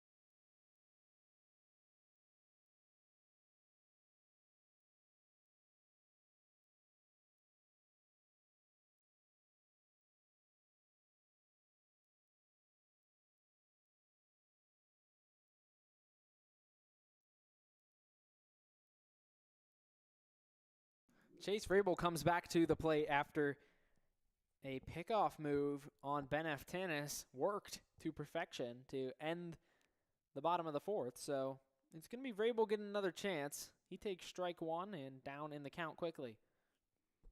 Marr's been pitching with conviction tonight. He's simply just been hit harder than he normally has been this season for whatever reason. Strike 2 called. Back in the zone.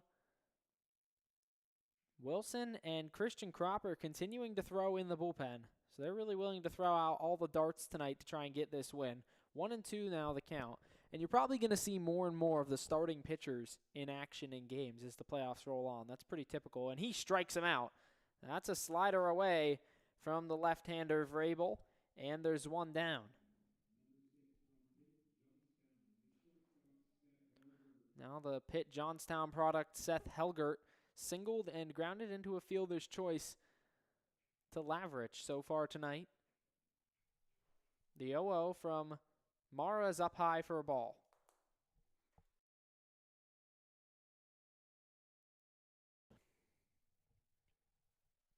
Want to know the count to the right-handed hitter. Here's the pitch. That one's outside for ball 2. Just missing when he does is Marra. He's been very pinpoint with his control tonight. The 2-0 pitch. In for strike, changeup, and you kind of saw Helgert's knees fall with that pitch. He just couldn't quite square it up, didn't want to swing it, wasn't in the right spot. The 2-1 from Marra, that's another changeup, fouled away. He was out in front of that one.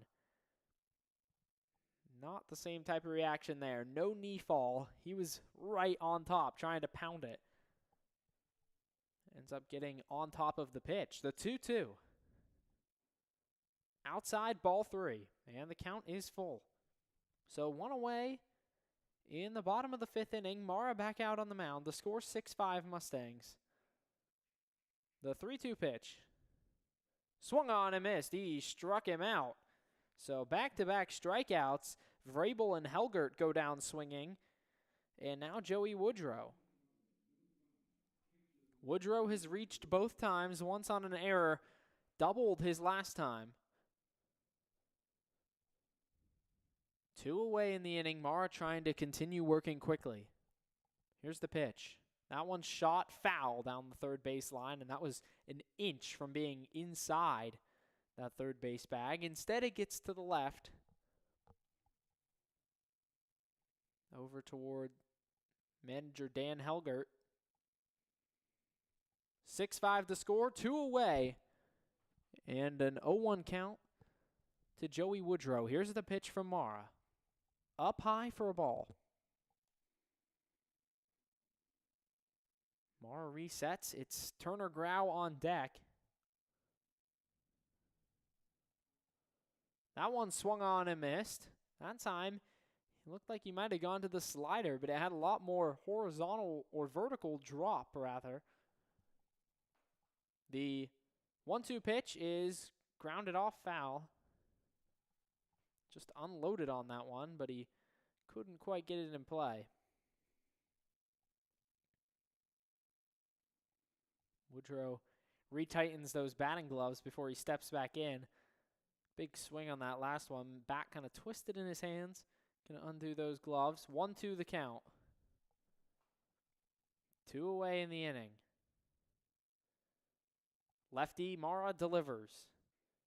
He struck him out. He strikes out the side in the bottom of the 5th, and we're through 5 full. Mustangs lead at 6-5 on the Mustangs Baseball Network.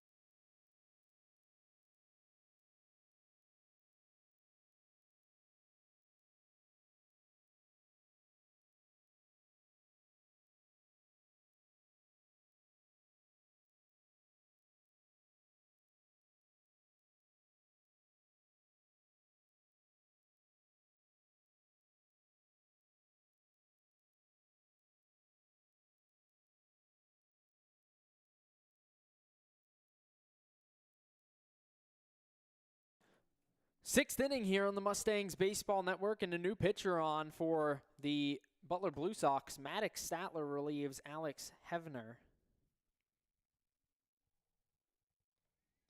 Statler, the big righty, delivers a strike into John Sharp. Mustangs have seen Statler once so far this season. That was all the way back in the first visit to Pullman Park. The pitch, breaking ball swung on and missed.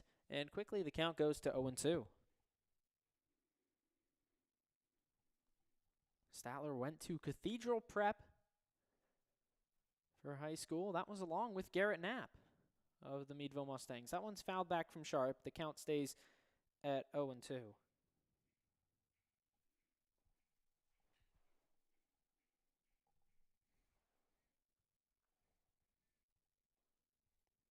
The pitch down low. Breaking ball away. First one he throws in there to Sharp. And taken for a ball.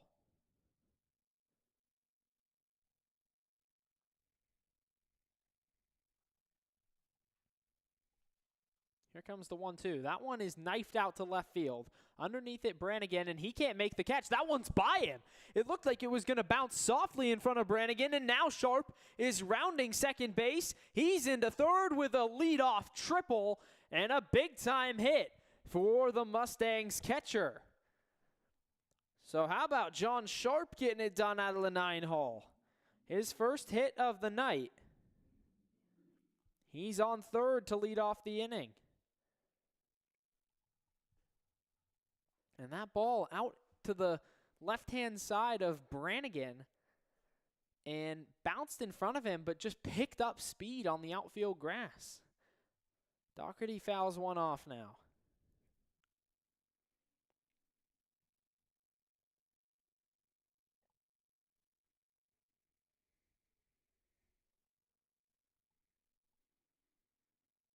Nothing in one to the center fielder.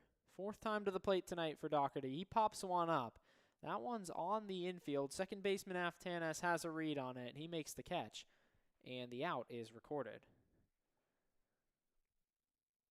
So a fly out on the infield for Doherty, and there's one away. Hoping that Doherty could do something productive there. That's the first time that he has not either recorded a hit or moved a runner up. Now it's Kenny Lavrich. Lavrich lines one into center field past Aftanas. That's going to score a run.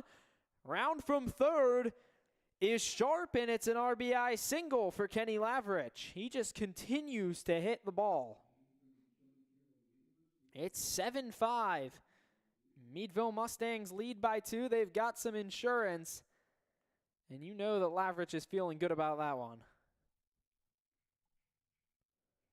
So after the flyout on the infield from Doherty, now it's Daniel Luco. Check over to first base. Lavrich is back standing.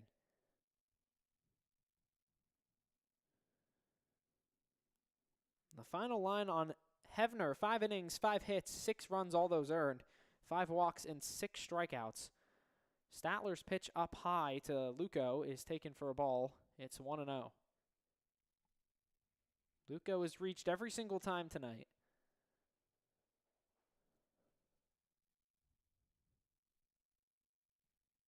The 1-0 pitch. Fastball through the middle of the zone, called for strike one. The count goes 1-1 with 1 out. 1 for 1 so far, Luco. Check over to the runner on first. Short lead for Lavrich. He's got good speed. He takes off. That one's up high. The throw down is late. It's a stolen base. It bounces out in front of the shortstop, Helgert. And Lavrich is up to second on ball 2. Mustangs still playing aggressive with a 2-run lead.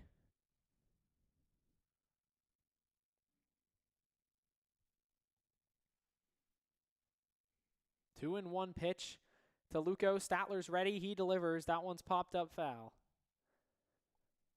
So a 2-2 count.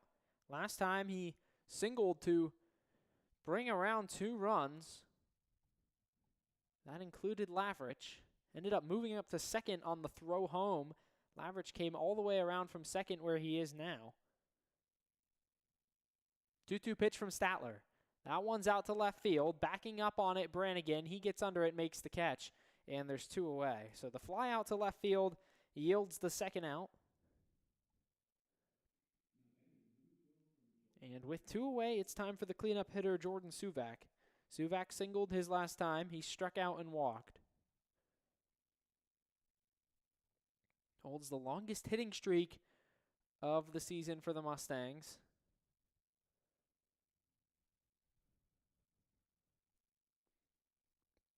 Runner on second base is Lavrich with 2 away. Here's the 0-0 to Suvak. That one's shot to the right side and through into right field. Lavrich is going to round third. He's going to try and score. The throw home is up the first base line, and it's another run in on back-to-back singles. Suvak has 2 hits in his last 2 at-bats. And Kenny Lavrich scores from second. It's 8-5 Meadville.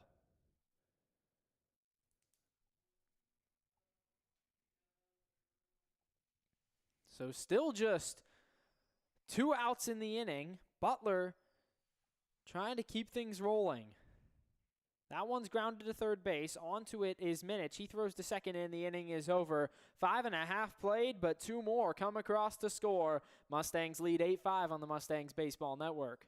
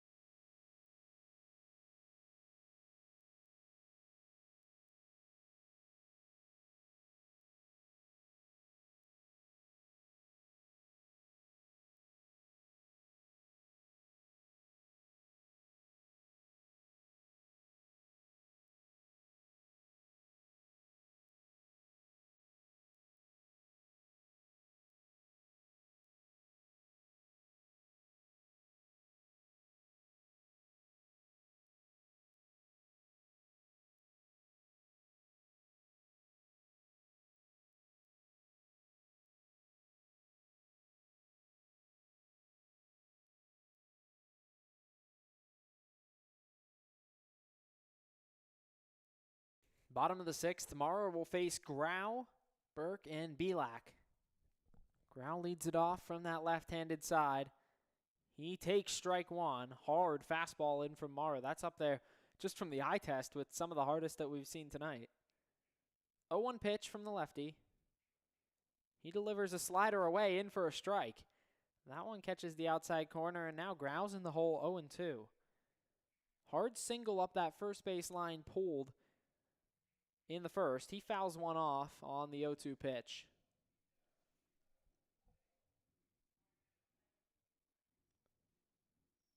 Mara still in control. Trying to get a big out here. Here comes the 0-2. Outside. Looked like he went back to that slider. Couldn't get a swing this time.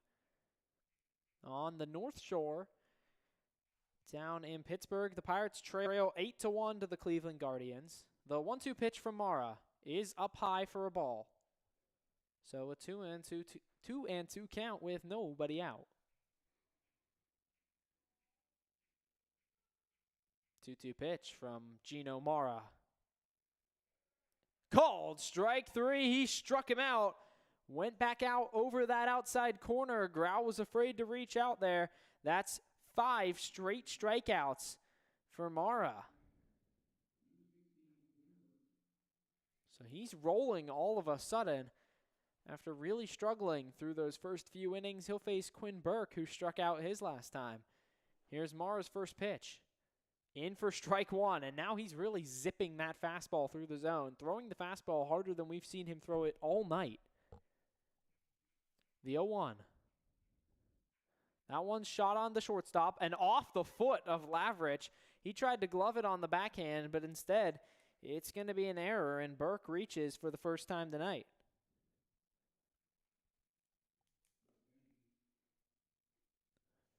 That was a hard ground ball, but hit right at him. And tried to make a fancy kind of move there with the backhand. And the runner's aboard with one away for Trent Belak. Belak has singled and struck out. The 0-0 pitch is popped up on the right side of the infield. Strideff is over to play it. He runs back into the infield and makes the catch. And there's 2 away. That one really had some tail on it, and if you pay attention to the baseball world, you may have seen Brett Beatty over at third base a few nights ago. Mets fans have been going through it in the second half. Of course, locally, Pirates fans have been as well, but ball popped up on the infield. Later, the tracer was revealed, and you see how much curvature those pop-ups on the infield have as the first pitch is fouled through the netting for Tate Minich. He just shoots one back, and that one snuck underneath the infield netting. There's a tiny little gap in between the top net and the bottom net, and he put it right through. 0-1 the count. Luckily, no one hurt there. That one swung on and missed. Now an 0-2 count. But those fly balls, especially on the infield, because they don't have as much velocity, can really start to spin and tail back, and that's exactly what we saw in New York the other night and kind of what we saw there. Pitch inside, changeup just got in on the knees, and it's a 1-2 count. Sometimes it can take pitchers a little while to find their groove. That's what it's been for Mara here tonight. 1-2. Up high, ball 2. Went back to that fastball. That time he's just not able to control it. And you think that maybe with a 3-run lead, you start to think about bringing the bullpen into action in this next inning. That was the mistake when the Mustangs were in Newcastle. The 2-2. Out to right field, backing up on it and looking up, and it's foul in the bullpen. So we'll do the 2-2 again.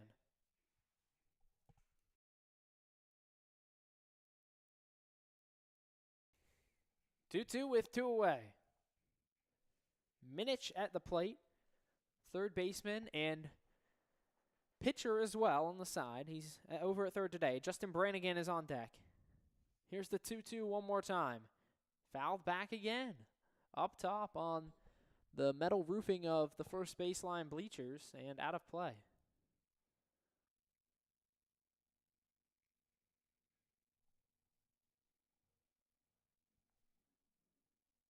The 2-2 count.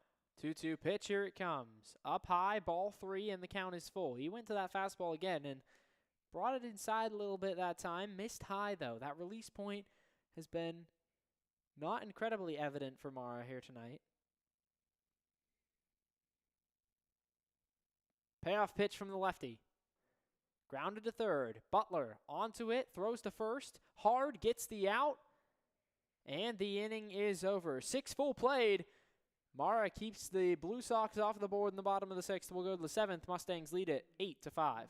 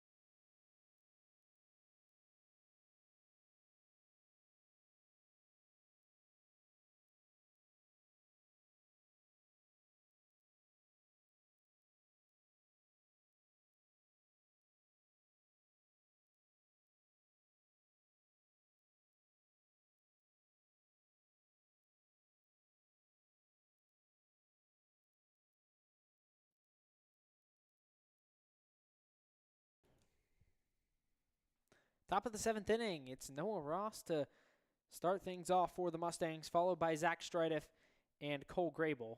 The 0-0 pitch. That one's down low for ball 1.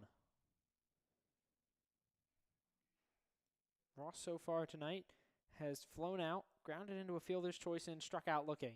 The 1-0 past the catcher, Woodrow. That one was in the dirt and kind of kicked off the plate. We've mentioned it in prior broadcasts, but in case you haven't been with us, the plate here at Pullman Park kind of has rounded edges. So if a ball does hit there, it will bounce in those different directions. It can be quite burdensome. That one's ripped out into the left center field gap, gets down, does not bounce hard, so it's just going to be a base hit for Noah Ross to lead it off. He's got his first hit tonight, and the Mustangs have another leadoff base runner. Boy, this Mustangs team, they did not score as many runs as the Blue Sox, who were the most high-powered offense in the entire Rust Belt League, but they sure can hit when they need to, and they've been able to do that quite well here tonight, as they have been so much of this second half of the season. Now Zach Strideff. The first pitch to him is called for strike. Top of the 7th inning, and of course, we just had our mascot race moments ago. Saw a win from Pickle. Pretty happy to see that. Been rooting for Pickle all season long. Haven't seen him grab a win yet, but he gets one here tonight. The 0-1 pitch is swung on and missed. Slider away. And Strideff had the hosepipe style swing there. Kind of just reach out and try to get a piece of it. Way outside, though, so the count is 0-2 to the first baseman. Maddox Statler is back on for his second inning of work. The 0-2. Slide steps, but delivers low for ball 1. Grable will follow Strideff.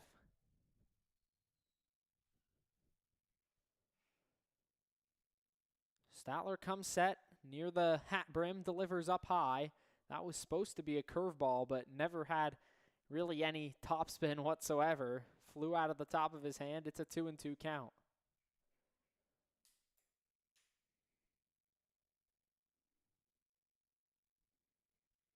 Two the pitch. Up high, he struck him out. Strideff goes down swinging. There's one away in the inning, and the runner stays put at first. Now Cole Grable gets a shot. Second baseman has singled and twice grounded out tonight.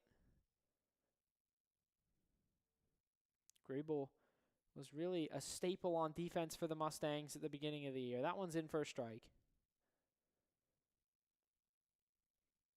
0-1 the count with one. Here's the 0-1. check swing, holds it back, and it's a 1-1 count.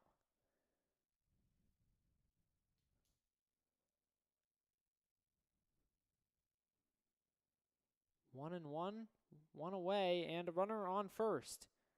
Here's the 1-1 pitch. That one's popped up, back toward the right side, and foul out of play. Foul out of play, just beyond the Blue Sox dugout. Blue Sox situated on first base, or down the first base side, rather. And the Mustangs on that third base side in the away dugout. Swaps when the Iron Bucks are here, though. We've faced the Iron Bucks here at Pullman Park twice this year as well. The 1-2 from Statler. That one's out to left field, hooking away from the left fielder Brannigan. He gets to it. It's back-to-back base hits, or rather 2 base hits in the inning in between the strikeout from Strideff. But first and second with one away. Now the 9-hitter John Sharp. He tripled his last time, came around to score. Sharp's been a warrior tonight. He was hit with a foul ball in the groin area. Had to momentarily go down the runway to check some stuff out, but came back in. He's continued to catch. His 0-0 is taken for called strike 1 at the knees. Statler has a very over-the-top delivery. Not exactly what we saw from Hefner. Definitely the opposite of what you see from Mara. The righty's 0-1. In for a strike. It's 0-2.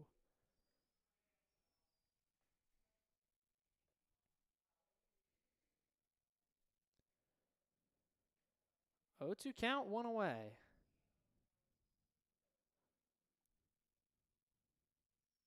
Checks the runner on second. Here's the pitch. Out to the left side. That one is chased after by Brannigan. He loses his hat. Can't quite get there.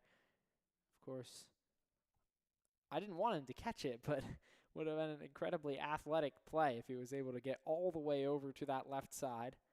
But goes as a foul ball, and strike 2 on Sharp. 0-2, one away. Runners on first and second base.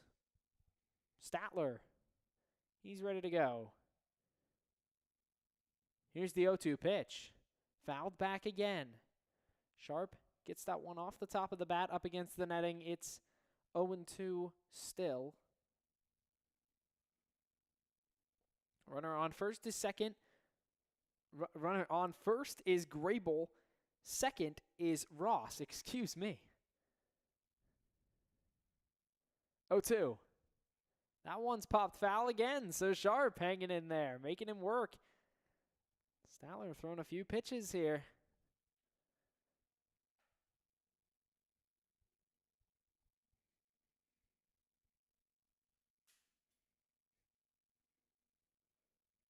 First and second base with one away. 8-5 to score. The Mustangs lead in the top of the 7th inning. Game 1 of the Rust Belt League playoffs. Here's the pitch from Statler. That one is to third base and past the glove of Tate Minich into left field. It's another single. So now 3 singles. They're doing some station-to-station action in the top of the 7th. And the bases are loaded with 1 out. So John Sharp with back-to-back hits. Not something we've seen a whole lot this year. He's mostly been in for his defense, but lately has been heating up with the bat. And now it's time for a mound visit for the Butler Blue Sox. Mike McNabb is back out on the mound, and it looks like they may change pitchers here. And it will be a new pitcher coming in from the Blue Sox bullpen. We'll be back in just a few minutes on the Mustangs Baseball Network.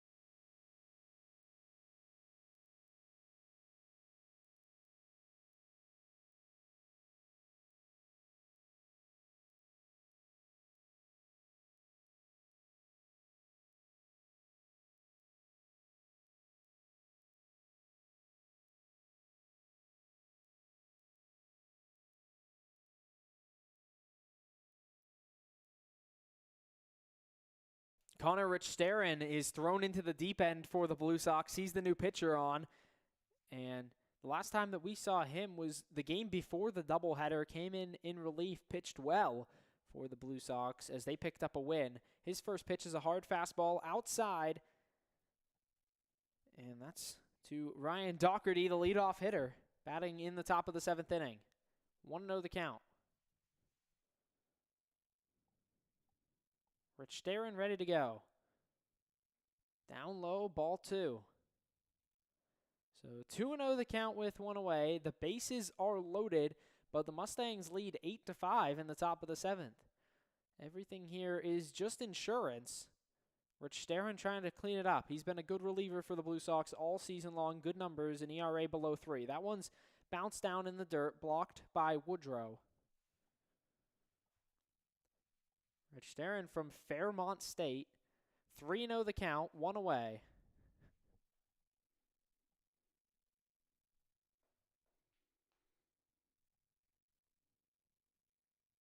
The pitch. That one's down low, and he walks in a run out of the bullpen. So Rich-Sterin, who has been good this season, struggles against his first batter, Doherty, and the Mustangs lead 9-8. Still just 1 out in the inning on the strikeout. And things looking ever better for the Meadville Mustangs. Kenny Lavrich now, he's reached 3 out of 4 times tonight. Rich-Sterin's first pitch is a hard fastball through the middle of the zone for strike 1.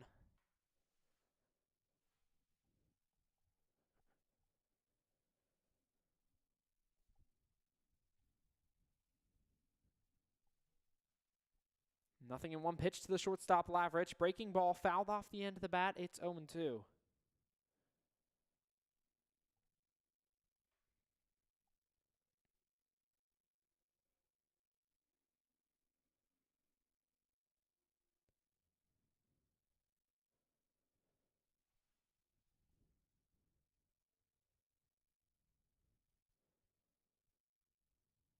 Oh-2 pitch. Bases loaded. Lavrich fouls it off, and that one had some velo, but just quickly slices away from him.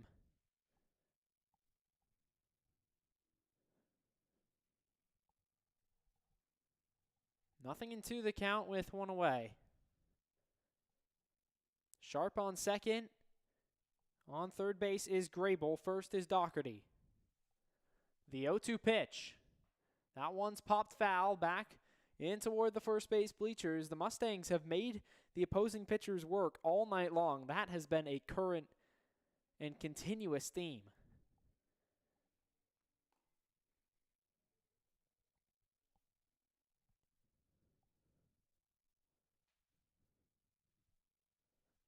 Nothing in 2 the count. Bases loaded. The 0-2 to Lavrich again.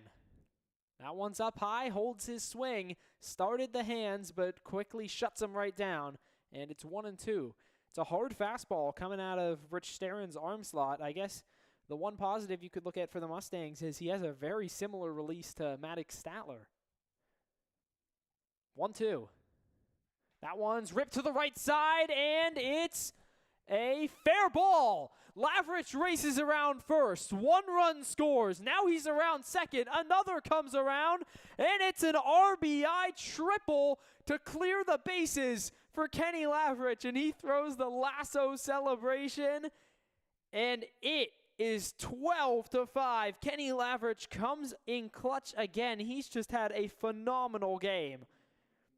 And now just a home run away from the cycle. Clears the bases on the triple, and Daniel Luco has another chance to follow him up. I got to say, Luco's got to feel mistreated. He just has had an insurmountable performance to follow up tonight, but he's been solid as well. Reached base all but 1 time, walked twice, and singled. He sees ball 1, so he's up in the count against Rich-Sterin. Did not do his job out of La Pen, and a called strike 1, and it's looking more and more like the Mustangs have a real solid chance to win this game. You can't speak too soon against the Blue Sox. They've come back from massive deficits this year, and they can score runs. Infield is in, swing and a miss. Fastball by Luco. It's 1-2.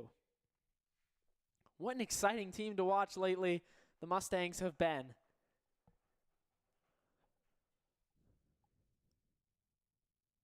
The 1-2 pitch.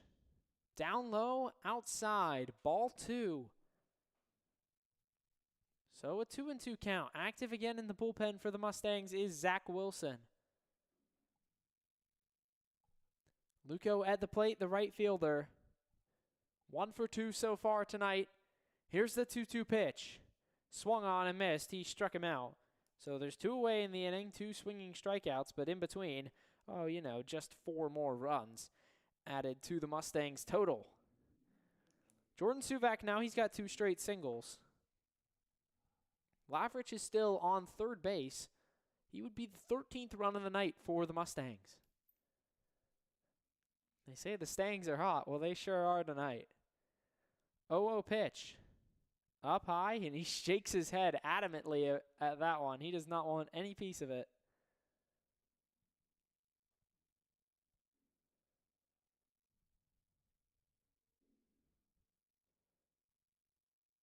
The 1-0 from the righty. Foul back off the end of the bat. And you got to love watching Jordan Suvak taking at bat. He's so animated at the plate. Really, every single time he's in there, you see some kind of reaction. He fouls that one off, and you immediately see him kind of walking out and talking to himself a little bit. It looks as though maybe he made a slight tweak to the side, maybe that oblique area, as he walked out to the end. But he seems fine. He's going to get back in the batter's box. He's so jumpy at the plate as well, but it really translates into great hitting. The 1-1 is in for strike, and immediately now you see him nod, and he's kind of throwing his hands just through the zone while the bat's down by his side. The 1-2 count on Suvak. Rich Stearns ready to go. Here's the pitch. That one is knifed foul toward Wilson down the line into the Mustangs bullpen. He's going to throw that one back in. That's not something that you would see at Garby Yard. The bullpens are separated from the playing surface.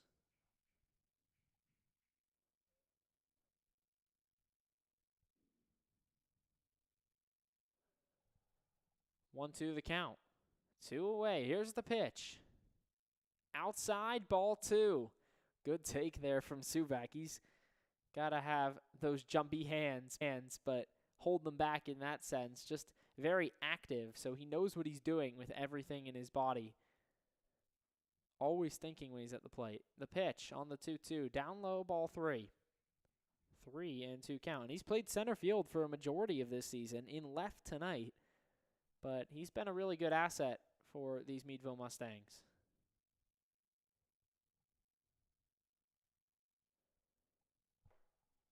The payoff pitch. Called strike 3. He does not love it, but doesn't matter. The inning is over. 6.5 played, and the Mustangs lead it 12-5 after they score 4 in the top of the 7th. Stretch time on the Mustangs Baseball Network.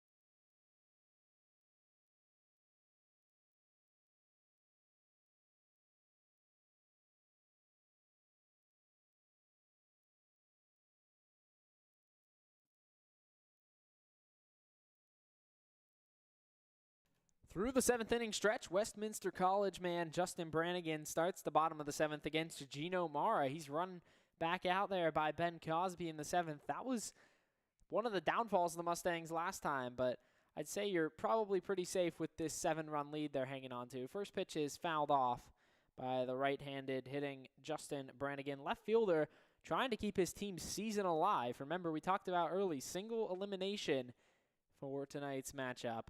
So every single pitch counts, and the Mustangs have been treating it like that on offense. And after a rocky start, 5 runs in the first 3 innings, Mara has been shut down the last 3.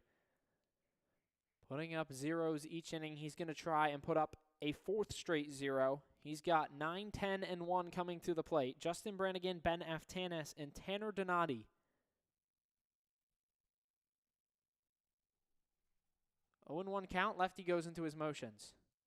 That one's fouled back, and reaching way out in front of that one was Brannigan. He gets underneath it. It's 0-2.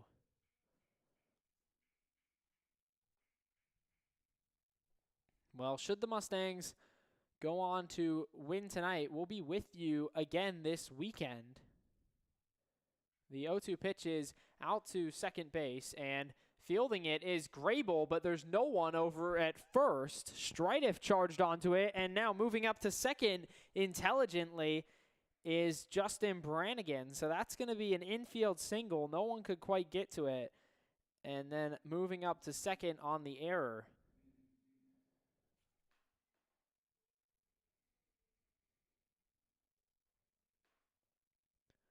So runner on second to start the inning for Ben Aftanas.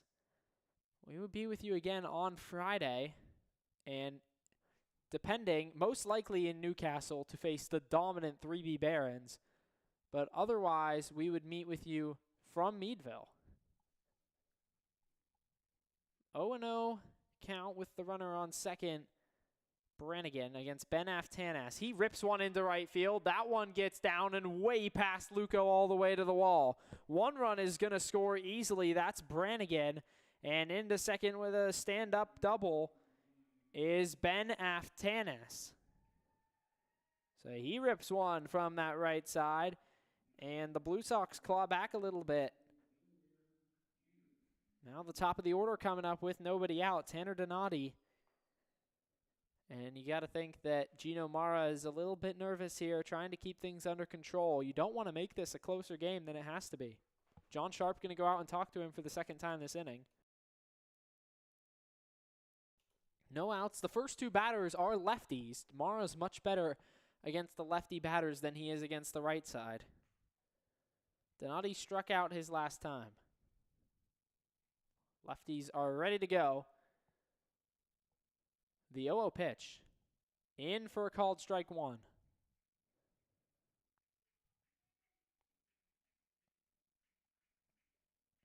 Christian Cropper now throwing all the way in the bullpen, so maybe a relief appearance in the future for him. 0-1. Outside ball 1. Mara just throws the fastball a little bit too far to his right. Struggled with the fastball release point at times tonight. When he's had it, he's been almost unhittable. 1-1. That one's fouled off into the bleachers down the left side. It's 1-2. So with 2 strikes on, trying to get this first out. Runner in scoring position is Ben Aftanas. He's over at second. Bottom of the 7th inning on the Mustangs Baseball Network. Luke Burgess here with you for Mustangs Playoff Baseball. Now stepping out is Donati.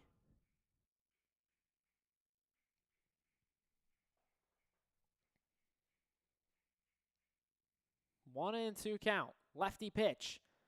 He struck him out. Tanner Donati goes down on strikes for the first out. It's the 2nd straight time he's been K'd.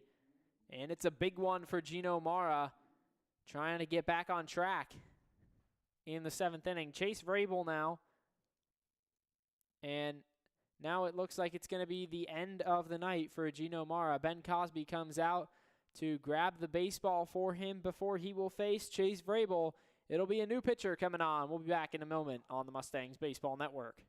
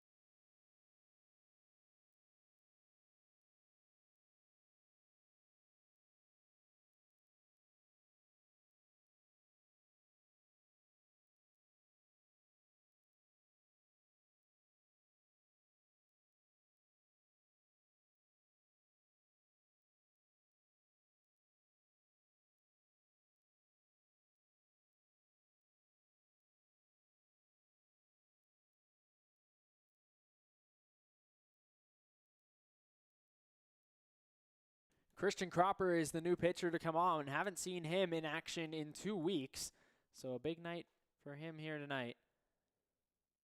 He'll face the left-handed hitting Chase Vrabel. Runner on second is Ben Aftanas. There's one out in the bottom of the 7th. The righty's first pitch is a breaking ball fouled off.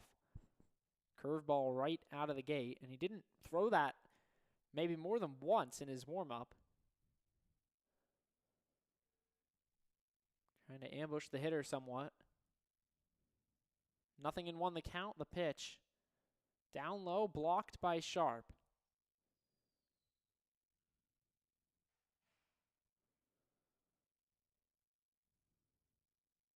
One the count to Vrabel, who struck out his last 2 times. 1 away in the inning, runner off second. Pitch is inside, 2-1. Vrabel's been good when he gets ahead in the count.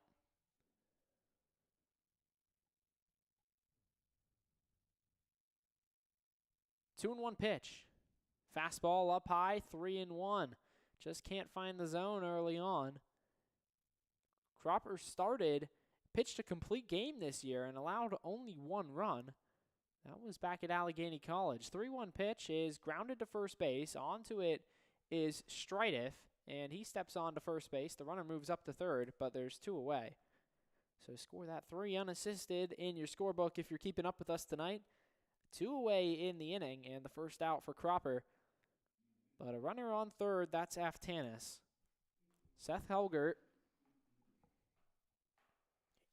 comes to the plate now. Struck out his last time. He singled and grounded into a fielder's choice. Come around to score both times he's been on base. That one's grounded toward the shortstop, Lavrich. He fields, throws to first, and gets the final out. So Cropper comes on, cleans up, and doesn't allow any more runs. We're through 7 on the Mustangs Baseball Network, where the Mustangs lead 12-6.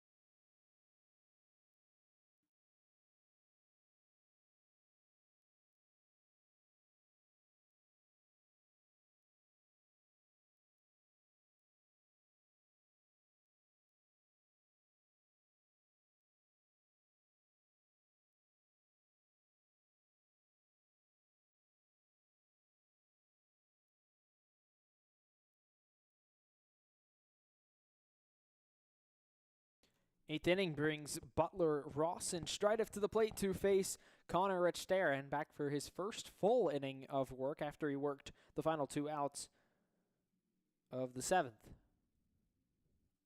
Brandon Butler so far tonight grounded into a fielder's choice, walked, and struck out. He's grounded into 2 fielder's choices, as a matter of fact. First pitch to the third baseman is bounced out in front of home plate. Fastball way down low in the dirt. It's 1-0. So the Mustangs lead by 6. It's looking good for them as they head into the final 2 innings to pick up a win in Game 1 of the playoffs. That one swung on and missed. Fastball hard through the zone. Butler couldn't catch up to it. And recommend you check out the Rust Belt League, Tri-State Collegiate League Baseball website for scores later on. That one's out to right field. Chasing after it is Donati, but it drops in foul, and the count goes to 1-2. The website will have all the final scores of the other games around the league as the night moves on. And if we get those scores while we're still on the air, be sure to bring them to you here on the Mustangs Baseball Network. 1-2 count. Here's the pitch. That one's to the shortstop. Helger is on to field, throws to first, and he records the out there. There's one away. So Butler with a ground out. He hasn't been able to do much with the bat tonight. Trying to get back at it after some struggles as of late.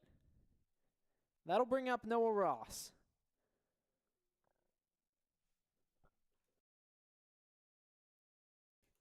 Ross takes strike 1, hard fastball again. That's really the MO for Rich Starren on the mound. He really loves to pound the zone with that hard fastball.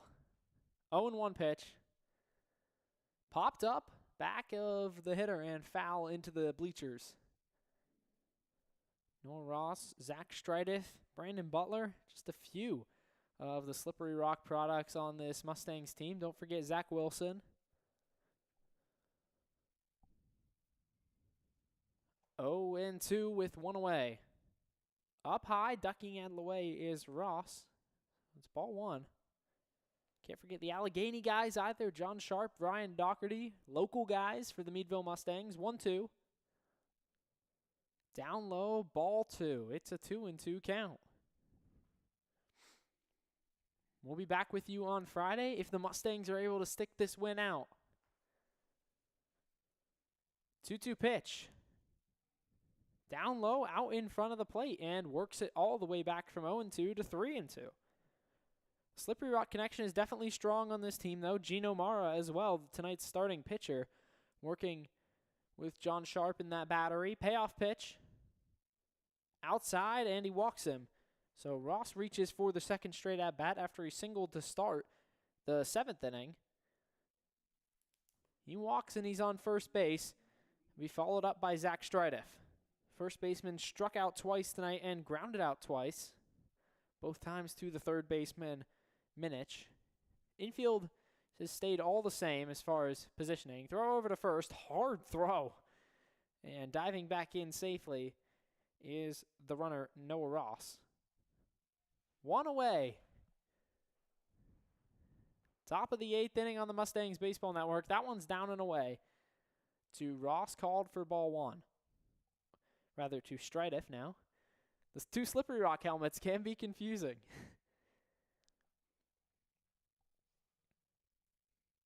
1-0 with one away. The pitch. Down low, breaking ball. Went to that curveball, and it just bounces in the left-handed batter's box. Sliding over to his right was the catcher, Woodrow. Runner on first base takes his lead. The 2-0 pitch. In there for a called strike. Strideff didn't like it. Not enough to swing the bat. It's 2-1. Cropper's trying to stay loose outside of the Mustangs dugout. He's kind of up behind Ben Cosby. He squares the bunt now and pulls it back as he sees that pitch fade away from him. It's 3-1 to Strideff.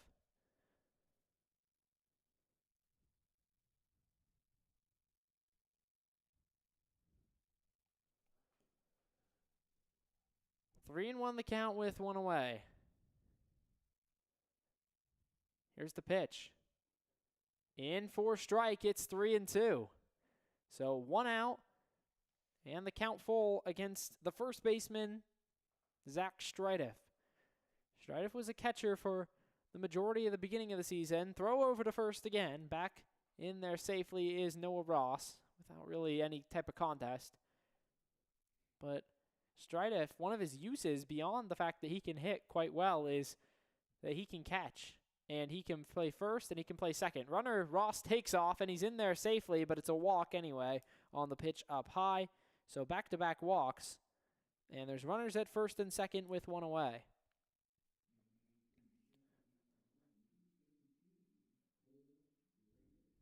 And now Grable comes to the plate, but that is not going to be before another mound visit for the Blue Sox. See what they have to say to him now. Connor Richterren working in his first full inning. Mike McNabb, the pitching coach for the Blue Sox. Blue Sox have done a really good job all throughout this season with game presentation. It's been an honor to be their guest here at Pullman Park all year long. Cole Grable now has 2 singles tonight. 2 for 4 on the evening.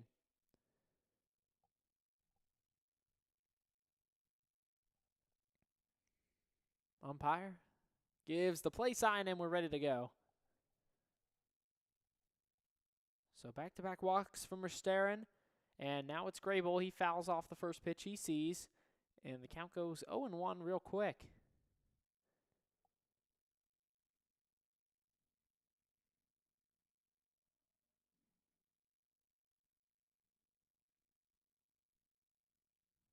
Right-hander comes set from the stretch.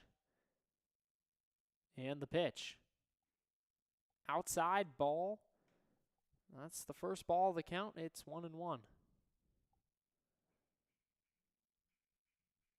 Dan Helgert, Mike McNabb, the coaching staff for this Blue Sox team, trying to will their team back into this one. 1-1 to Grable is out to left field.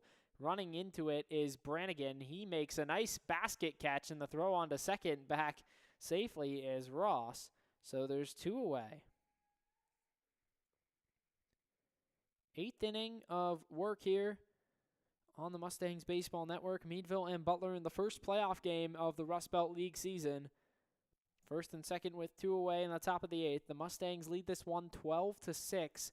They've got runners on first and second. John Sharp, the catcher, has reached base 2 straight at-bats.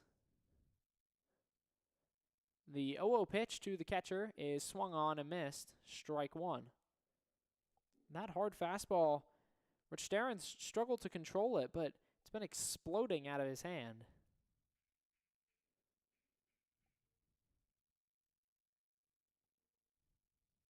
The 0-1. Down low for a ball. Now it's 1-1 to the catcher.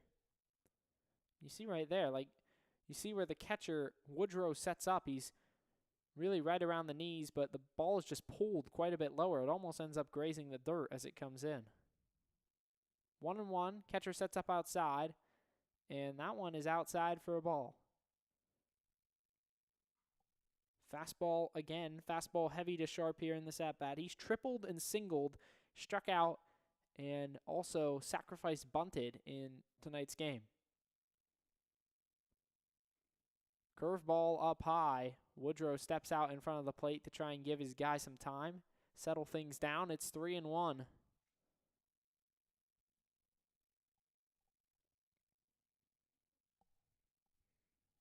John Sharp at the plate. The 3-1 pitch to the catcher is out to center field. Grau racing over to it, and he makes the catch. And the inning is over. 7.5 played. Mustangs lead 12-6 on the Mustangs Baseball Network.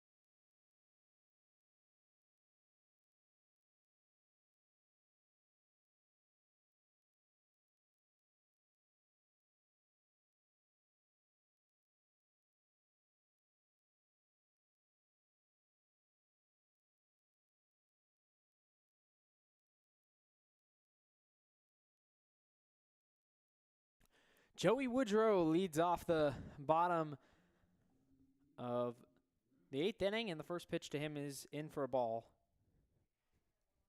Cropper's 1-0. That one gets a piece of him up in the helmet, and hopefully he's okay. He gives the thumbs up sign as he walks down the first, and quickly there's a runner on a hit by pitch from Cropper. So now Turner Grau. The pit product is 1 for 3 so far tonight. Woodrow reaches on that hit by pitch to start the inning. The 1-0, and that one is ripped hard to the right side. Past the right fielder, Luco, and cut off, and the throw in is past Lavrich. Butler, or rather Cropper, is going to run in and back it up. And it's first and second. So 2 quick base runners in the bottom of the 8th inning for the Butler Blue Sox, and now it's Quinn Burke.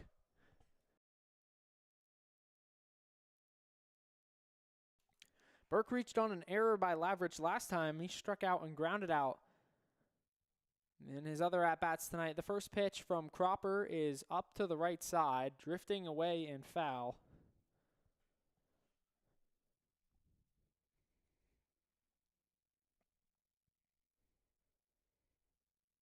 Nothing in 1 the count, and no outs in the bottom of the 8th. Mustangs trying to close out a win in their first playoff game. Outside, ball 1. It's a 1-1 count with nobody out.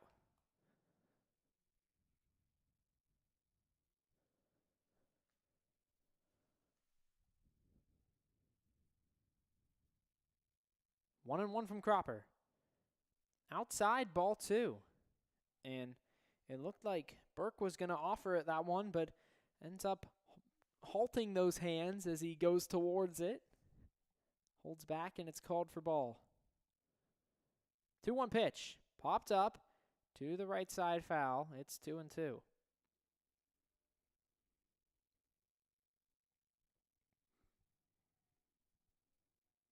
Quinn Burke at the plate, the first baseman. Just reached the 1 time. Nobody out, 2 runners on. The pitch. That one is on to third base. Butler steps on third, throws hard onto first. Can't get the runner there, but he gets the lead runner. So a fielder's choice and out at third base. There's one away. So first and second still for Trent Belak. Belak is also 1 for 3 tonight.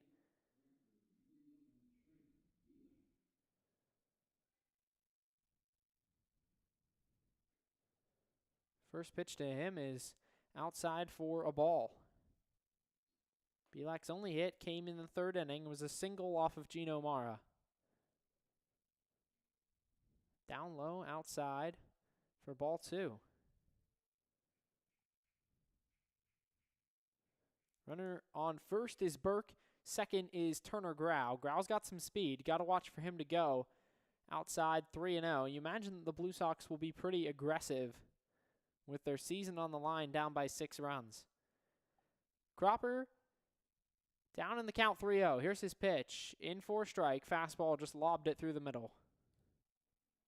So a 3-1 count.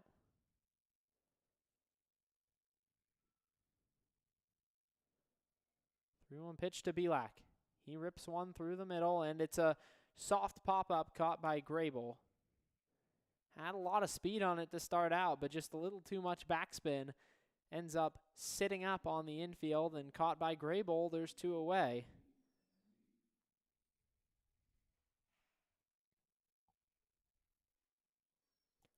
So with 2 outs, it's Tate Minich.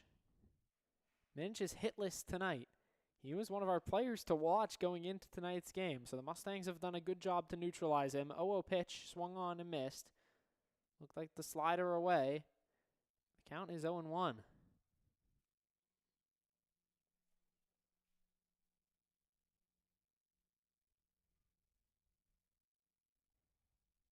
The 0-1 pitch is outside.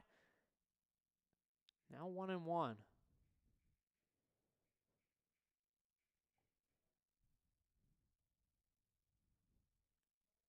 Cropper taking his time in between. He delivers the 1-1, and that's a hard fastball up high. Can't catch up to the high heat. It's 8 minutes, swings and misses. It's 1-2. Remember to go over and check the Summer Collegiate Baseball League page for final scores tonight. That one's out to right field. Underneath it is Luco. He makes the catch, and the inning is over. So 8 played. The Mustangs are just one win or one inning away from the semifinals.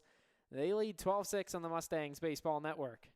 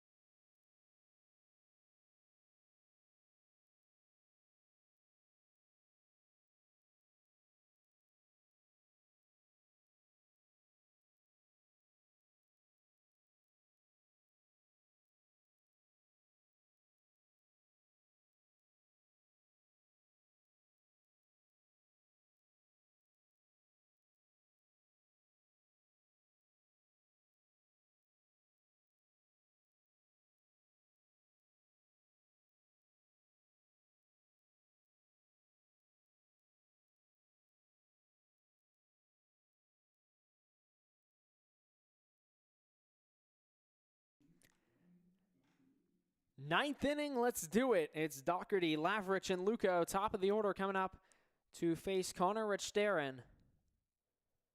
And quickly moving along, Richterin's first pitch is outside for ball 1. Doherty tonight has reached base 3 out of 5 times. He's got 2 hits. Up high, ball 2. Curveball that he didn't get to spin. We've seen that a lot, really. And if it just came down a little bit lower, Doherty obviously is a shorter player, but he could really get a hold of that one. We know he's got that power. Fastball through the zone for a strike. Wasn't quite in the wheelhouse. The 2-1 pitch is fouled off, 2-2, just off the end of the bat.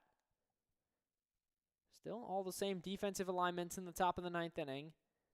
You imagine that the Mustangs will go back to Christian Cropper to try and close it out. The 2-2 pitch.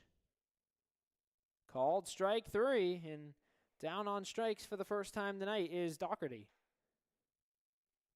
So 1 out in the top of the 9th. And now it's Kenny Lavrich.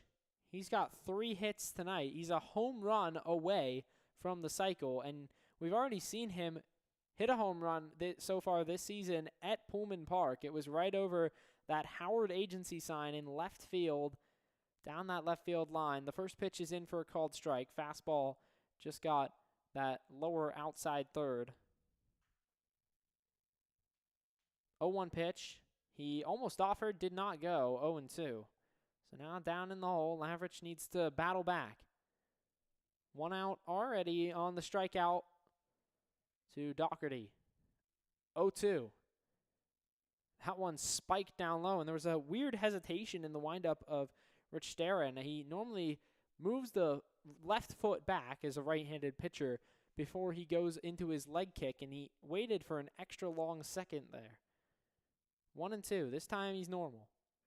That one's grounded onto the shortstop, Helgert. He picks up, throws onto first, and on to first. He's out at first.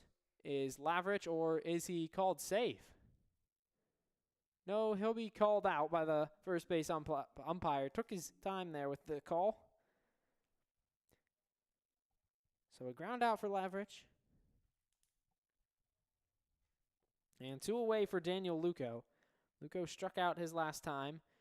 That first pitch gets by the catcher. Fastball in the dirt. It's 1-0. Not a lot of first pitch strikes from either team tonight. Long at-bats. Those have been the theme of tonight's game. 1-0.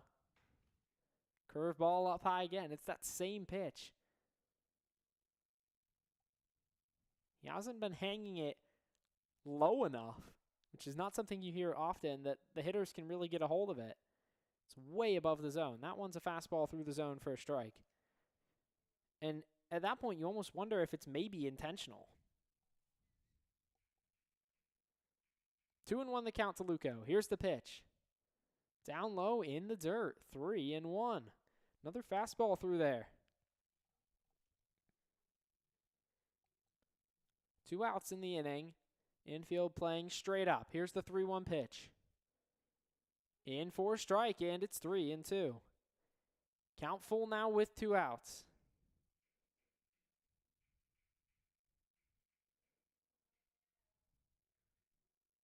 Payoff pitch. That one shot to third base hard on the ground. Picked up by Minich. He throws on to first, and the inning is over. 8.5 played. The Mustangs trying to advance to the Rust Belt League semifinal in just a moment on the Mustangs Baseball Network.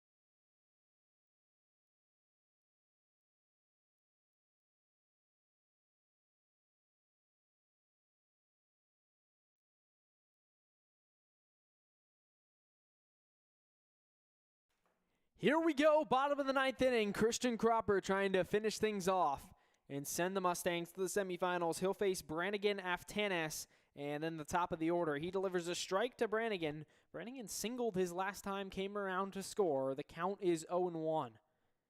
Right-handed hitting left fielder at the plate. The 0-1 pitch is out to the left side of the infield. Moving in on it is Lavrich. He makes the catch, and that's 1 out. 2 outs away from advancing. Pop up on the infield to start the inning, and now it's Ben Aftanas.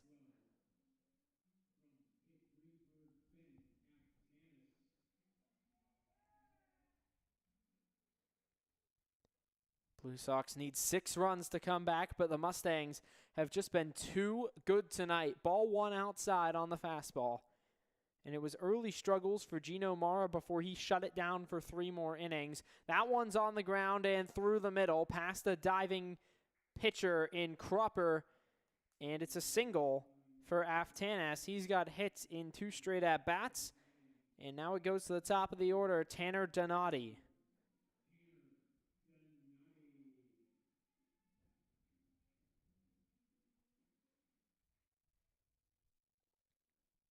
Christian Cropper looks over to first, steps off, gets the runner slowly walking back to the bag. Aftanas at first base.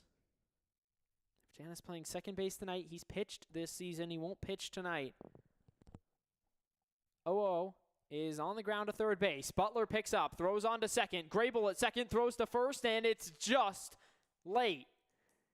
That close to ending it, but still just 1 out remaining. 2 down in the inning. And now Chase Vrabel to the plate with a runner on first base. 2 outs. Cropper gets his pitch. Short lead at first. Breaking ball swung on and missed. That was a loopy curveball, and Vrabel just swung out of his shoes at it. 0-1. 2 outs in the bottom of the ninth. The pitch. In for a strike. That one fading away from the hitter. Looks like it could have been the changeup. 0-2. The pitch fouled off. And now Vrabel, the extra hitter, down to his final strike in the quarterfinal round of the playoffs. Game 1, the Mustangs swept them last week in the doubleheader. The 0-2 pitch outside. 1-2. That doubleheader was last weekend. And now a 1-2 count for Cropper. His pitch is fouled off again. Staying alive, Vrabel, and he's keeping the Blue Sox season alive. Remember, it's a summer collegiate league, so these teams will not play again if they are eliminated until next June. Cropper's 1-2, one more time. That one is pummeled out to right field. Backing up on it is Luco, looking up at the wall, and it's gone. Or it's off the top of the wall. It bounced back in. Wow, I have not seen something like that. Off the top of the wall in right field, just on the sheet sign, and it looked for sure like it was gone. And I don't have a perfect view of the right field corner from the booth. Just kind of a weird angle we're positioned at in the visitors' booth. But that one just stays in. Thought it was gone. Instead, it's a double. So runners on second and third. Now it's Seth Helgert. He takes strike one. Coming set, the pitcher. Cropper delivers up high. Slider couldn't catch the zone. It's 1-1.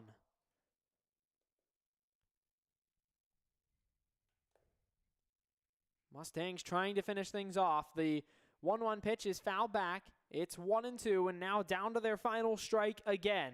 Another big chance for Cropper. Seth Helgert, the shortstop, at the plate. 1-2 pitch. Fouled back. High fastball, and he just got a piece. So we'll do it one more time. And you got to think Cropper is just out there with so much anticipation and adrenaline trying to get out of this inning. Trying to send the Blue Sox home. The 1-2. He struck him out. And the Mustangs advance to the semifinal round. They get the win here tonight and end the Blue Sox season. And it's the 3 seed upsetting the 2 seed and moving on to the weekend. What a win. We'll be back to wrap it up in a minute from Pullman Park.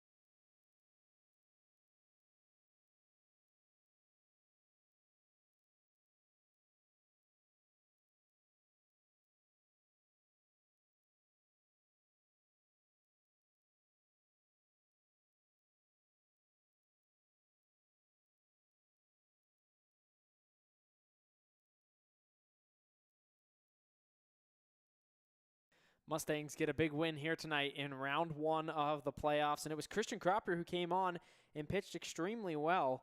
No runs allowed in relief after he came on in a bit of a sticky situation. And you look back at those final few innings, and really an excellent job done by the Mustangs on defense, able to contain the Blue Sox and get the win here tonight. And Cropper, as I said, pitched the final 2 2/3, ends up relieving Gino Mara, who came out with a pretty excellent start after a rocky first 3 innings. 4, 5, and 6, though. He looked back to his normal dominant self. The Mustangs will move on to the weekend and will be with you from wherever we may be on Friday night. But for now, Luke Burgess, thanking you so much for joining us on the Mustangs Baseball Network here tonight. The Mustangs ride into Pullman Park and pick up a big win. You know what they say, the Stangs are hot. They're heading to the next round of the playoffs. Good night, everyone. Thank you so much for joining me here tonight